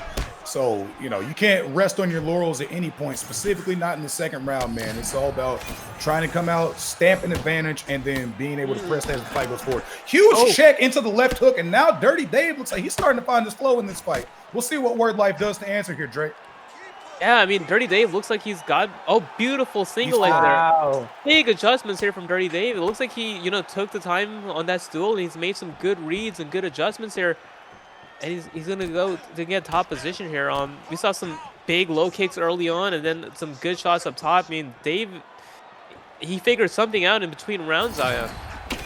He really did, and I Huge think shot. what he figured out is Wordlife does not have the clean technical striking advantage. You know, he has the punch power stat advantage, but DirrtyDave has the kicks. We see him low kicking more. We see him body kicking more. We see him head kicking more. So he's letting Wordlife know, you gotta walk into me now. And when you walk into me, I'm gonna be ready for you. But while you're doing it, you're just gonna get kicked. And Wordlife can't seem to land the kicks back. Yeah, DirrtyDave, like you had said, doing a great job with those kicks. I'm liking how he's either all the way in or all the way out. You know, we use that phrase a lot, but he's either staying completely out of range or just at the edge of kicking range. He's trying to make sure he's not able to get taken down here, because that was the bit of the advantage that we were seeing from Wordlife in round 1. Seems like he's taking that away completely here in round 2 here, Drake. Yeah, you know, it looks like Wordlife lost a little bit of composure early on in this round, because look at the stamina. He's lost a lot of stamina here in this second round. When, you know, we came into this round, his stamina was fairly even. Goes for another ankle pick and gets denied there at that time. But DirrtyDave is really stayed a little bit more. Oh, ducks a head kick. Oh, when he hits him down. That was huge, Zaya. Absolutely huge. Wordlife gets a nice denial. They're going to keep him alive in this fight. Now, one thing I will say, I'm not sure why DirrtyDave is going orthodox with Leon Edwards. Leon doesn't have the worst switch stance, but I don't think it's the best, and he's going to have more power if he's in the southpaw stance. Obviously, it's a choice that worked out well for him because he ducked it, but let's see what his strategy is. Going into round 3, round 2, 40 seconds, he gets a reversal, Frank. I told you earlier, results-based analysis. I think he's doing a great job, and it was genius. Clearly, because it's working. No, I mean, seriously, though, all jokes aside, both these guys are doing a great job putting on a wonderful performance. But right now, DirrtyDave, with 10 seconds left here in the second round, really seems to have found his footing in this fight. There's a good takedown there at the end of the round from Wordlife. Might be able to even some things up, give him some momentum. But what adjustments are you looking for from Wordlife going into round 3, Drake? I mean, he's going to have to change his timing up, because it looks like DirrtyDave has a read on that timing. He's able to just, you know, like Zayev said, just, you know, just hit him, just ding him every single time he comes in. He's found a timing on the low kicks as well. He's got a big stamina lead. On Wordlife, you know, he's been very jab heavy. I'd probably look for more round strikes in the pocket, but it really looks like that DirrtyDave has his timing, Zayev. I mean, it really does, and Wordlife is going to have to change things up. And the reality is that starts on the feet. Because every round starts on the feet, and because these two seem to be pretty evenly matched in the grappling area, Wordlife has to make striking adjustments because Dave is just piecing him up. He has a head health advantage. He has a stamina advantage. He has a leg health and even body health advantage, although that's not as significant. I mean, DirrtyDave is putting on a masterclass, Frank. I mean, he looks incredible. The striking is all over the place. Wordlife's starting to fire back right now, but yeah, no, the striking you just saw there, he's landing at a 47% clip. And at fighting this high level, if you're able to land 47%, you're on fire, because these guys are so good at defense. They're so good at keeping themselves out of trouble. And then, you know, for DirrtyDave to be able to make those adjustments on offense to really get some consistent damage off like he's doing now. Tried to get the takedown, not quite able to do so, but I think he's been just consistently ahead so far in this fight. What do you think, Drake? Yeah, Oh, big rock hitter. Oh, nice uppercut. He could sit him down here. Finish. Oh, this could be it. Oh, smart. They're investing in the legs. I mean, Dave has such a massive lead now with the stamina and the health. Oh, nice uppercut there. That's what Wordlife needs to do more of. He needs to switch things up a little bit. But it's really hard to do when your stamina is this low. I mean, man, Dave looks really sharp, Zayev. He looks super sharp, and the key is that moment where he got the big rock, he tried to get the finish. When he didn't get it, he reset. Wordlife, it doesn't seem, is resetting. Beautiful single leg bail into the, oh my goodness, he had the 30% stamina advantage. The single leg bail is ridiculously difficult to get, but that shows how much Dave knows about this game. He saw Wordlife had enough of a short-term stamina drop that he could get it, and then he pulled him, turned the takedown. That is a masterclass. People, study DirrtyDave's takedowns. Now he goes for a Darce choke. It might be over here, folks. Hey, I mean, he's able to struggle down with the stamina. Is he going to win this race? We'll get back flat. No, good race. Yeah, that's a tough one to get. But yeah, I mean, oh, he's going to look for a Darce choke of his own. Touch from Wordlife. This is going to be really hard to get with that, big stamina disadvantage here. Interesting. Dave doesn't choose to race out here. He's going to go for it. I think Dave will get out of this. Yeah, that's a very tough submission to get from that entry there. But yeah, DirrtyDave, man. Like you said, he's from that build for ankle picking camp, and his single legs have been really on point. Oh, goes for another darts choke again. These guys are just exchanging darts chokes. I think he could get this one with the big stamina lead. Can he? Looks like he's going to get it. Looks like he does. I mean, Dave's just showing levels right now in the grappling. He's really outclassing Wordlife. Yeah, but the thing about Makhachev, he's still got, looks like 2 more shots on that stamina bar. So we'll see if, DirrtyDave is able to get back in that position, maybe get a more advantageous submission to try and finish this thing. But, I mean, he's looking great right now. Wordlife's not out of it yet. What adjustments do you think he needs to make here going into round 4, Zayef? It's really hard because the problem is he needs striking adjustments, but he's not using a striker. And yes, he has the punch power, but Dave is kicking him. He's keeping him at kicking range. Wordlife needs to feint. He needs to find his way into range. No. He needs to go to the hospital. He needs to check into a room. Goodness gracious. Headshot dead, baby. Good God. Wow. DirrtyDave, he looked so good there, man. Those single legs were on point. The kickboxing was on point.